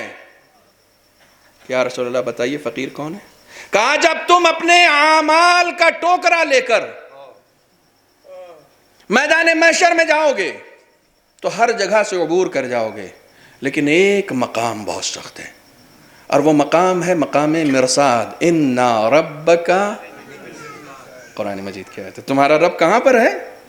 مقام مرصاد. مقام مرصاد ہر جگہ ہے وہ تو, لیکن خاص طور پر یہ مقام یاد دلایا خدا نے. مرصاد یاد رکھنا. مرصاد کے اوپر مجلس نہیں ہوتی ہمارے ہاں. مولانا مرصاد کیا ہے؟ ارے مرصاد پہ خدا ایک ایسا اسٹیشن ہے کہ وہاں پر بغیر اسکیننگ کے آپ ایگزٹ لے ہی نہیں سکتے جنت کے لیے. پہلے اسکیننگ کرو اپنی پوری. مقام مرصاد ایک حجرہ ہے, ایک میدان ہے, ایک کمرہ ہے. آپ لے کر جا رہے ہیں, 3 حج, 14 عشرے, نماز شب, واجب نمازیں, بھرا ہوا ہے. مقام مرصاد پہنچے. ارے ماموں, آپ ماموں وہاں کھڑے ہیں پہلے سے. ارے مدن بھائی, یہ ایسے ہی نام لے رہا ہوں میں, کوئی ہے تو نہیں مدن بھائی؟ یہ تو میں ذرا سا نوجوان جو ہمارے اونگ رہے تھے نا ان کے لیے مدن بھائی میں نے کہا. آپ یہ مدن بھائی, چدن بھائی, جتنے بھائی ہیں نا یہ سب وہاں کھڑے ہوں گے, سب وہاں کھڑے ہوں گے. آپ کس سے کام ہے؟ تم سے کام ہے. ہم سے؟ ہاں, وہ اس دن رکشے والے کو 10 روپیہ دلوایا تھا, بھول گئے تم. خدا نے کہا وہ 10 روپیہ اپنا لے لو یہاں پر, یہ تبھی جا پائیں گے. اف میں والٹ تھوڑی لے کے آیا ہوں. قبر میں صرف کفن کے بعد ایک تھوڑی سی خاک شفا, ایک عقیق منہ میں, کوئی پیسے تو رکھے نہیں. اچھا وہاں رکھ بھی لیں تو یہ کرنسی چلے گی نہیں. 10 روپے, 10 روپے, ہاں 10. ارے تو اب آپ چھوڑ دیں بھیا, 10 روپے بڑے کام کے ہیں یہاں پر, وہاں نہیں تھے, یہاں بہت کام کے ہیں. تو لیں گے آپ؟ ہاں لیں گے. کیا لیں گے؟ حج دے دو. حج 3 لاکھ اس ٹائم لگا تھا, پورا حج دے دیں آپ کو. کہاں وہ 10 روپیہ اگر معاف کرانا ہے. کہنے لگے صاحب 6 حج کیا تھا, فرشتوں نے قبر میں بتایا ایک ہی قبول ہے, 5 تو تم نے اس لیے کیا کہ لوگ کہیں 5 بار حج کے لیے گئے تھے, تو وہ تو قبول ہی نہیں ہوا. 1 عدد قبول ہوا تھا بڑی مشکل سے, اور وہ یہ رکشے میں چلا گیا.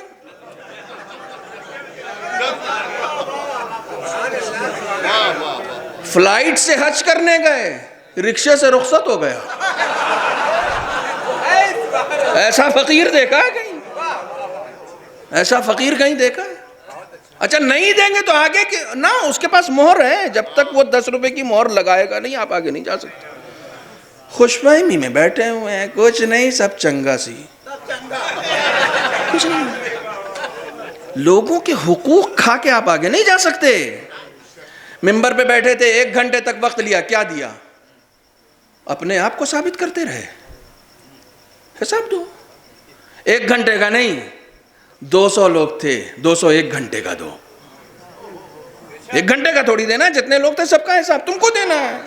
ممبر پہ تھے تم نے لوگوں کا وقت لیا ہے, حساب دو. حساب ہے. میں نے کہا حساب ہم ہی سے لیا جائے گا. یہ بات یاد رکھیں, خوش فہمی میں نہیں رہیں, کیونکہ ہم بے حساب والے نہیں ہیں, ہم ہی حساب والے. حساب ہمیں دینا ہے. حساب دو. الیوم عمل ولا حساب, حدیث ہے. آج عمل ہے, حساب نہیں ہے. کل حساب ہوگا, عمل نہیں. عمل آج ہی. اچھا بھائی چلو حج لے لیا انہوں نے, آپ کا کیا معاملہ ہے؟ آپ کا کیا معاملہ ہے؟ سن لیجئے، برداشت کر لیجئے گا، بڑی چھوٹی سی مثال دے رہا ہوں. مجلس میں تم اس دن گئے تھے، میری چپل چھپا دی تھی تم نے کہ پریشان ہوں گے. میں جان بوجھ کے یہ مثالیں دے رہا ہوں. میری چپل چھپا دی تھی تم نے، آدھا گھنٹہ پریشان رہے چپل ڈھونڈنے میں. وہ آدھے گھنٹے کا خدا کرا یہاں حساب کر لو تو ان کو جانے دو. میری زندگی کا وہ آدھا گھنٹہ دے دو. خطیبو تمہارا کام بہت سخت ہو گیا، آدھے گھنٹے کا حساب مجھے دے دو. میرا آدھا گھنٹہ تم نے تلف کیا تھا، خدا کرا حساب لے لو، جانے دو. اتنی زبردست طرف سے اتھارٹی ہے اس کو ملی بھی کہ وہ کوئی ریجیکٹ ہی نہیں کر سکتا. نہیں دو اس کو، کیا ہے، معاف کر دیجئے. نہ معاف یہاں کون معاف کرے گا؟ یہاں نہیں، معافی تو وہیں ہے، معافی وہیں ہے. اچھا ایک بات بتاؤں آپ سے، زیادہ ٹائم نہیں لوں گا آپ کا. خیر انہوں نے کہا کہ تمہارے گھر پہ مجلس ہوتی تھی نا، وہ مجلس میں جو ہے تمہارے یہاں 3 ہی اشرا قبول ہوا ہے، وہ 3 میں سے 1 دے دو. چلو 1 دے دو. اگر کنسیشن کرے، تینوں مانگے گا تب بھی دینا پڑے گا، لیکن اگر کنسیشن کر کے 1 لے لیا تو اس کو دینا پڑ جائے گا. رسول اکرم کہتے ہیں جو شخص لوگوں کے حق ادا کرتے کرتے اپنے اعمال کے ذخیرے کو خالی کر دے، اس سے بڑا کوئی فقیر نہیں ہے، اس سے بڑا کوئی فقیر نہیں. الامان الحفیظ، الامان الحفیظ. ایک بات بتا دوں، آپ نے نماز چھوڑ دی، ہو سکتا ہے شفاعت سے معاف ہو جائے. آپ نے حج چھوڑ دیا، ہو سکتا ہے شفاعت سے معاف ہو جائے. آپ نے روزہ چھوڑ دیا، ہو سکتا ہے شفاعت سے معاف ہو جائے. رکشے کا 10 روپیے میں شفاعت نہیں ہوتی ہے، اس میں نہیں ہوگی، کیونکہ وہ حق ہی نہیں ہے. وہ حق پہلے سے اہل بیت نے بھی اس شخص کو دے رکھا ہے جس کا حق آپ نے مارا ہے. یہ حق ہی اس کا ہے، اس کے علاوہ کوئی کر نہیں سکتا. خدا نے بھی یہ حق اس کو دے دیا ہے کہ نہیں اب اپنا حق لو. تبھی تو میں ان ذاکروں میں نہیں ہوں جو صرف مایوس کروں، میں ان میں سے ہوں جو امید بھی دلاؤں. امید کی سب سے پہلی کرن صبح سے اسی میں لگ جائیے، کس کا کون سا حق ہماری گردن پر ہے. یہیں جا کے کہہ دیں چچا معاف کر دیے. یہاں آسانی سے معاف بھی کرے گا، چائے بھی پلائے گا، ورنہ وہاں پورا حساب کتاب لے گا. آسانی سے معاف کرے گا. نہیں میری گردن پر کچھ ایسے قرض تھے، میں برملا ممبر پہ یہ بات کر رہا ہوں، میری گردن پہ کچھ قرض تھے. میرا ایک دوست ہے افریقہ میں رہتا ہے، میں نے قم میں اس سے کچھ پیسے ادھار لیے تھے. میں نے فون کیا، میں نے کہا یار یا تو لے لو یا معاف کر دو، محشر میں پکڑو گے تو بڑی بے عزتی ہوگی. تو اس نے کہا نہیں معاف کیا، چھوٹی سی رقم، اس نے معاف کیا اور اس نے خوشی بھی جتائی، کہا الحمدللہ الحمدللہ. اگر تم کہہ رہے ہو تو تم عمل بھی کر رہے ہو، الحمدللہ. خداوند عالم توفیق دے. جتنے حق ہیں جس کے، یہیں کلیئر کر لیجئے، یہیں کلیئر کر لیجئے. جب یہاں آپ جتنا حق کلیئر کرتے جائیں گے اتنے حسینی ہوتے چلے جائیں گے. جتنا لوگوں کا حق ادا کرتے جائیں گے اتنا حسین کے ہوتے جائیں گے. حسین کا وہی ہوتا ہے، حسین کا وہی ہوتا ہے. ایک پرانا جملہ آپ کی خدمت میں عرض کر رہا ہوں. حسین کو خط لکھنا کمال نہیں ہے، حسین کا خط پانا کمال ہے. خط حسین کو سب نے لکھا تھا، لیکن حسین نے سب کو خط نہیں لکھا تھا. حسین کو خط لکھنے کے لیے شاید محبت کام آ جائے، لیکن حسین کا خط پانے کے لیے صرف محبت کام نہیں آتی. محبت کے ساتھ ساتھ کردار بھی اس بلندی پر ہونا چاہیے کہ حسین خط لکھ کے بلا لیں کہ تم ہو، تمہارا نام ہے، تمہارا نام ہے، تم آ جاؤ، تم آ جاؤ. حسین بھی مظلوم تھے، آپ کا حسین بھی مظلوم ہے، آپ کے زمانے کا حسین بھی مظلوم ہے. اسے بھی چاہیے، اسے بھی ناصر چاہیے، اسے بھی مددگار چاہیے. وہ غیبت میں نہیں ہے، وہ غیبت میں نہیں ہے، ہم غیبت میں ہیں. وہ کیا غیبت میں ہوگا جس کے لیے ساری دنیا عالم شہود ہو؟ وہ کیا غیبت میں ہوگا؟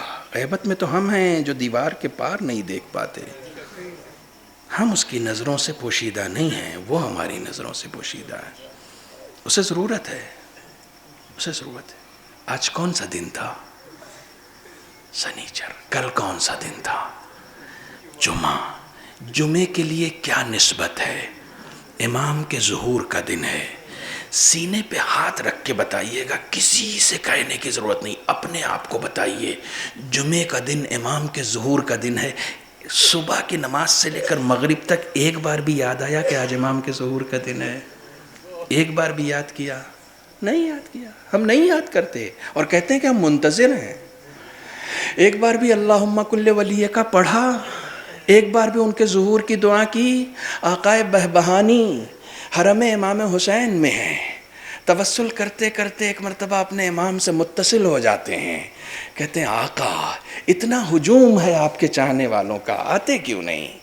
آتے کیوں نہیں؟ یہ سب آپ کے چاہنے والے ہیں، سب حسین کی زیارت کے لیے آئے ہیں، آتے کیوں نہیں؟ یہ سب آپ کے چاہنے والے ہیں۔ تو امام نے جواب دیا، بہبہانی تم نے یہ دیکھ لیا کہ یہ سب میرے چاہنے والے ہیں، تو پھر یہ لوگ جو دعائیں مانگ رہے ہیں ان کی دعائیں سنو۔ سنیے، یہ لوگ جو مانگ رہے ہیں ان کی دعائیں سنو۔ کوئی اولاد مانگ رہا ہے، کوئی رزق مانگ رہا ہے، کوئی گھر مانگ رہا ہے، کوئی بیوی مانگ رہا ہے، کوئی بیماری سے شفا مانگ رہا ہے، کوئی صحت مانگ رہا ہے، کوئی طول عمر مانگ رہا ہے۔ حسین کی جس گنبد کے نیچے دعا قبول ہوتی ہے، کوئی میرے ظہور کی دعا نہیں کر رہا ہے۔ جہاں پر دعا قبول ہوتی ہے سب اتنے سیلفش ہیں کہ صرف اپنے لیے دعا کر رہے ہیں، کوئی میرے لیے دعا نہیں کرتا۔ میرا امام مظلوم ہے، میرا امام مظلوم ہے، ہماری توجہ نہیں ہے، ہماری توجہ نہیں ہے۔ خدا کے لیے، خدا کے لیے آقا حسن نصر اللہ خدا طول عمر عطا کرے انہیں، وہ کہتے ہیں کہ اپنے امام سے بیٹھ کے بات کیا کرو۔ آیت اللہ بہجت کہتے ہیں کہ اپنے امام سے بیٹھ کے بات کیا کرو۔ تم کو یہ جواب سنائی نہیں دیتا لیکن ان کو تمہاری بات سنائی دیتی ہے، وہ سنتے ہیں۔ سرگوشی کیا کرو، اکیلے وضو کر کے بیٹھ جایا کرو، قرآن پڑھا کرو، قرآن پڑھ کے اپنے امام سے بات کیا کرو، سرگوشی کیا کرو۔ تمہارا آقا ہے، تمہارا مالک ہے، تمہارا سرپرست ہے، تم اس سے بات نہیں کرو گے، اس سے درد دل نہیں کرو گے تو کس سے کرو گے؟ جب تک درد دل کرنے کی عادت نہیں ہوگی تو ظہور جب ہوگا تو آشنائی کیسے ہوگی؟ پہلے سے اپنے آپ کو آشنا تو بناؤ نا۔ اپنے امام سے کنیکٹ ہونے کا نام کربلا ہے، یہ عملی کربلا ہے، اپنے امام سے کنیکٹ ہونے کا نام کربلا ہے۔ میں چاہ رہا تھا کہ بہرحال کسی بیوی کے حوالے سے مصاحب پڑھوں، لیکن ایک دو جملے سن لیجئے بس۔ اپنے امام سے کنیکٹ ہونے کا، اپنے امام پر جان نچھاور کرنے کا، اپنے امام پر جان قربان کرنے کا نام کربلا ہے، اپنے امام کے لیے مخلص بننے کا نام کربلا ہے۔ آپ کو معلوم ہے امام حسین کے جو 72 ساتھی شہید ہوئے ہیں، 72 سے زیادہ شہید ہوئے ہیں، جب ان میں سے آپ کو سے کچھ نام پوچھے جاتے ہیں، غور کیجئے گا، بہت عظیم نکتہ دینا چاہ رہا ہوں یہاں پر۔ جب آپ سے کچھ نام پوچھے جاتے ہیں تو 8-10 سے زیادہ نام آپ کے ذہن میں نہیں آتے، 72 کے نام نہیں آتے، یاد رکھیے گا، 8-10 نام آتے ہیں۔ سر فہرست جب آپ سے پوچھا جاتا ہے نا تو آپ حبیب ابن مظاہر کا نام لیتے ہیں، اس کے بعد پھر فوراً ہی حور پہ آ جاتے ہیں۔ جانتے ہیں کیوں؟ ایک شخص جو یزیدی فوج میں تھا، اس کا نام آپ کو یاد رہا، کیوں؟ توبہ کے راستے سے حسین کے پاس آیا تھا۔ حسین نے اتنا عزیز بنا دیا کہ تم میرے دوسرے ساتھی جو شروع سے میرے ساتھ تھے شاید ان کا نام بھول جاؤ، لیکن جو توبہ کے راستے سے حسین کے پاس آتا ہے تم اس کو نہیں بھولو گے۔ میں بھولنے نہیں دوں گا، میں بھولنے نہیں دوں گا۔ خداوند عالم کے ناموں میں سے ایک نام تواب ہے۔ انسان محبت کس سے کرتا ہے؟ انسان، آپ مجھ سے پوچھیں گے کہ آپ فلاں صاحب کو جانتے ہیں تو میں کہوں گا میں جانتا ہوں، لیکن اگر میرے کسی بہت عزیز کو آپ کہیں گے کہ آپ ان کو جانتے ہیں، جیسے ہمارے محترم نے کہا میرے والد صاحب کے بارے میں کہ میں ان سے محبت کرتا ہوں، جب کوئی بہت عزیز ہوتا ہے، آپ کے دل کے قریب ہوتا ہے تو آپ اس سے محبت کرتے ہیں۔ خداوند عالم قرآن میں کہتا ہے ان اللہ یحب التوابین، اللہ توبہ کرنے والوں سے محبت کرتا ہے، بہت پسند ہے خدا کو وہ لوگ جو توبہ کرتے ہیں۔ حر توبہ کے راستے سے امام حسین کے پاس آیا تھا، توبہ کے راستے سے امام حسین کے پاس آیا تھا۔ ہمیں جانا ہے حسین کے پاس، ہمیں جانا ہے کربلا، ہمیں جانا ہے امام زمانہ کے پاس۔ صرف ایک راستہ ہے، مولا ہم آپ پر، آپ کی مصیبتوں پر گریہ کے ذریعے سے آپ کے قریب آنا چاہتے ہیں، ہمیں اس لائق بنائیے کہ ہم آپ پر قربان ہو سکیں، ہمیں اس لائق بنائیے کہ ہم دین کے کچھ کام آ سکیں، ہمیں اس لائق بنائیے کہ ہم آپ کی نوکری کر سکیں، اس لائق بنائیے ہمیں۔ میرے اندر تبدیلی آئے، میرے اندر چینجز آئے، میں کربلا میں آپ کے پاس آنا چاہتا ہوں۔ کیسے کیسے ساتھی تھے امام حسین کے پاس؟ ایک گوشہ سن لیجئے، میں نے آپ کی زحمت ختم کر دی۔ ایک گوشہ، دو ساتھی ہیں، سعید و زہیر، اللہ اکبر. قرآن نے نماز قائم کرنے والوں کا قصیدہ پڑھا ہے، نماز پڑھنے والوں کا قصیدہ نہیں پڑھا ہے. سعید و زہیر امام کے سامنے جاتے ہیں جس وقت تیروں کی بارش ہو رہی ہے، مسلسل دشمنوں کی طرف سے تیر آ رہے ہیں، تو یہ دو جانباز جاتے ہیں، کہتے ہیں آقا نماز تو ہوگی چاہے ہم قربان ہو جائیں، نماز قربان نہیں ہو سکتی ہے. نماز ہوگی، آپ نماز پڑھائیں ہم قربانی دیں گے.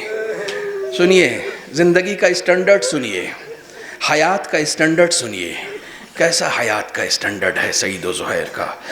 کہتے ہیں آقا نماز پڑھیے. تاریخ کہتی ہے امام نماز کے لیے کھڑے ہوئے. نماز خوف ہے، جب جہاد میں نماز پڑھی جاتی ہے تو وہ نماز خوف ہے. امام نے نیت کی، ادھر نیت کی، ادھر بڑھ بڑھ کے تیر اپنے سینے پر سعید و زہیر لینے لگے. تاریخ نے ایک جملہ نقل کیا ہے، سعید و زہیر میں مقابلہ یہ ہو رہا تھا کہ کون زیادہ تیر اپنے سینے پر لے لے. کیسے ساتھی ہیں حسین، کیسے ساتھی ہیں حسین کے. ان میں مقابلہ یہ ہو رہا ہے کہ کون زیادہ تیر اپنے سینے پر لے سکتا ہے. اللہ اکبر. کبھی زہیر آگے بڑھتے ہیں، کبھی سعید آگے بڑھتے ہیں.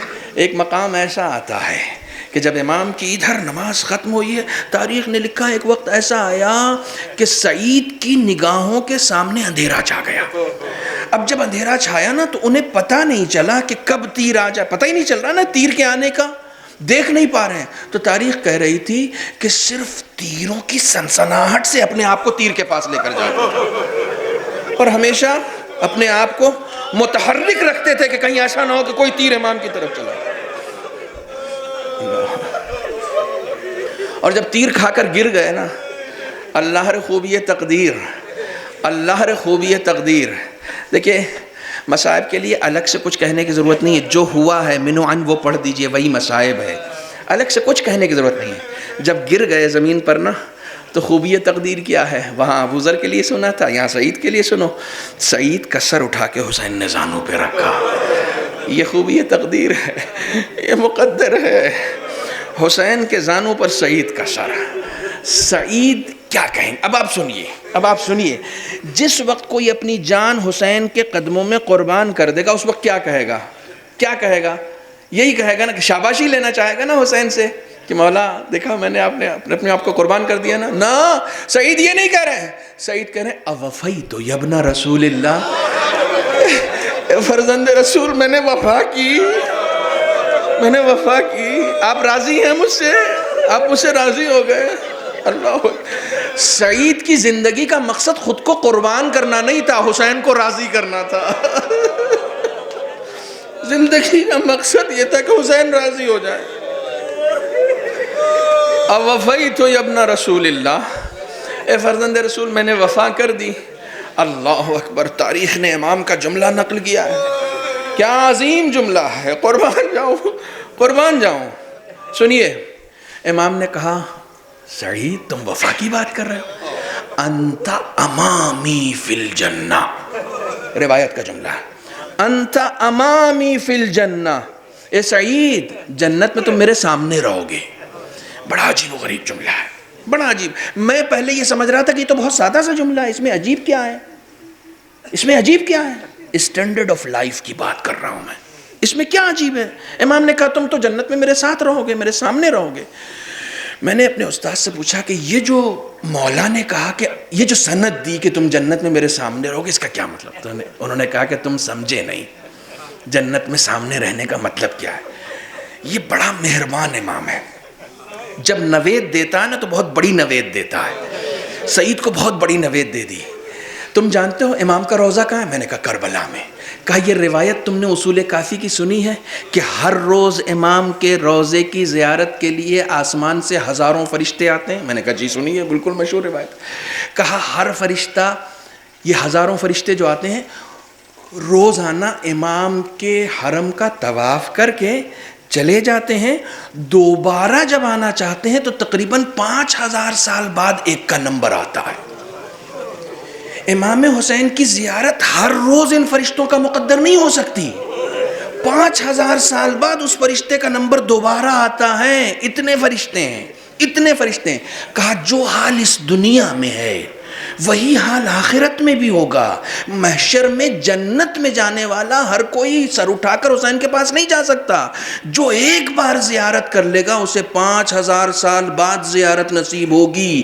جس جنت میں حسین کی زیارت 5 سال بعد نصیب ہوگی، وہاں سعید کو امام یہ بشارت دے رہے ہیں، انت امامی فی الجنہ، تم تو میرے سامنے جنت میں رہو گے۔ یہ امام کا لطف و کرم ہے، یہ امام کی مہربانی ہے۔ نہیں، سعید کا قبیلہ بہت بڑا تھا، سعید کا حسب نسب بہت بڑا تھا۔ یہ مہربانی صرف بڑے حسب نسب والوں کے ساتھ نہیں ہے۔ جون جیسا سیاہ غلام جب آخری سلام کرتا ہے تو امام نے جون کے سر کو زانو پر رکھا۔ جون کا پہلا جملہ یہ تھا، اے آقا مجھ سے کوئی جسارت ہو گئی ہے۔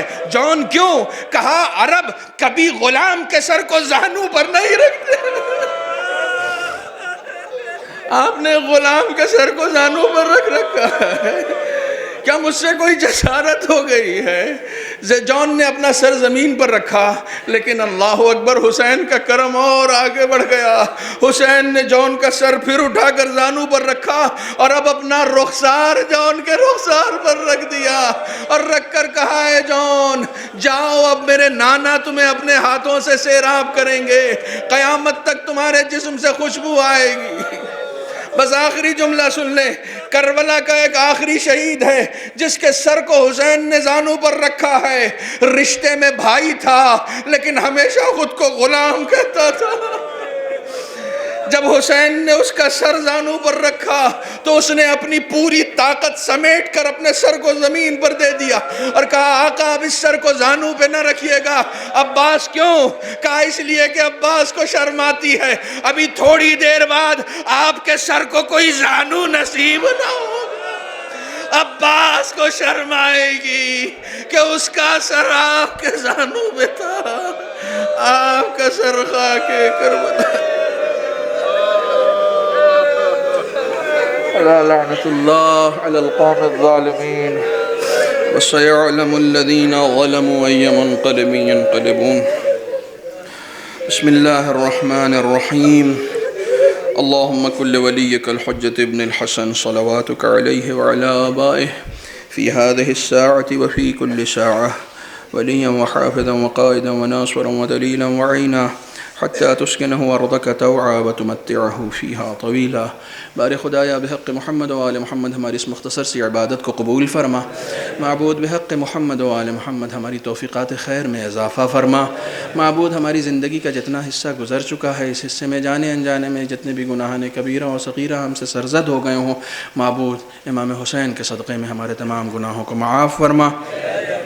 معبود بحق محمد و آل محمد ہماری لوح تقدیر میں عمر کا جتنا حصہ بچا ہے اس میں عمل صالح کی توفیق عنایت فرما، دین کو سمجھنے کی توفیق عنایت فرما، اس پر عمل پیرا ہونے کی توفیق عنایت فرما۔ معبود ہمیں ایسا بنا دے جیسا ہمارا امام چاہتا ہے۔ معبود بحق محمد و آل محمد جتنے پریشان حال ہیں ان کی پریشانیوں کو دور فرما، بیماروں کو شفا عنایت فرما، جو اس دنیا سے گزر چکے ہیں ان کی مغفرت فرما۔ بالخصوص جس مرحومہ کے لیے کنیز فاطمہ کے لیے مجلس برپا ہوئی ہے انہیں جوار معصومین میں جگہ عنایت فرما۔ معبود بحق محمد و آل محمد تمام خدمت گزاران دین، تمام علماء کرام، تمام شعراء اہل بیت، تمام انجمنوں کے صدر، سیکریٹریز، نوحہ خان، جو بھی حسین کی راہ میں خلوص کے ساتھ قدم اٹھا رہا ہے، اور ہمارے مراجع اعظام بالخصوص حضرت آیت اللہ سید علی خامنئی، حضرت آیت اللہ سیستانی، ان سب کو طول عمر عطا فرما۔ معبود بحق محمد و آل محمد منتقم خون حسینی سلطان دماء حضرت امام عصر کے ظہور میں تعجیل فرما، ان کے ظہور سے قبل ہمیں اس لائق بنا دے کہ ہم ان کے اعوان، انصار، احباب، غلام اور غلاموں کی جوتیاں سیدھی کرنے والوں میں شامل ہو سکیں۔ امام کے ظہور کے بعد 2 قسم کے لوگ ہوں گے، ایک وہ جو شرم و حیا سے اپنا چہرہ چھپائیں گے، ایک وہ جو دوڑ کر اپنے امام کا استقبال کریں گے۔ معبود ہمیں ان لوگوں میں قرار دے جو دوڑ کر اپنے امام کا استقبال کریں، ان لوگوں میں ہرگز نہ قرار دے جو اپنے گناہوں کے سبب اپنے چہرے کو شرم و حیا سے جھکا لیں، چھپا لیں۔ ربنا تقبل منا انک انت السمیع العلیم۔ ایک آخری گزارش ہے سورہ حمد اور 3 مرتبہ سورہ اخلاص کی کنیز فاطمہ مرحومہ کے لیے۔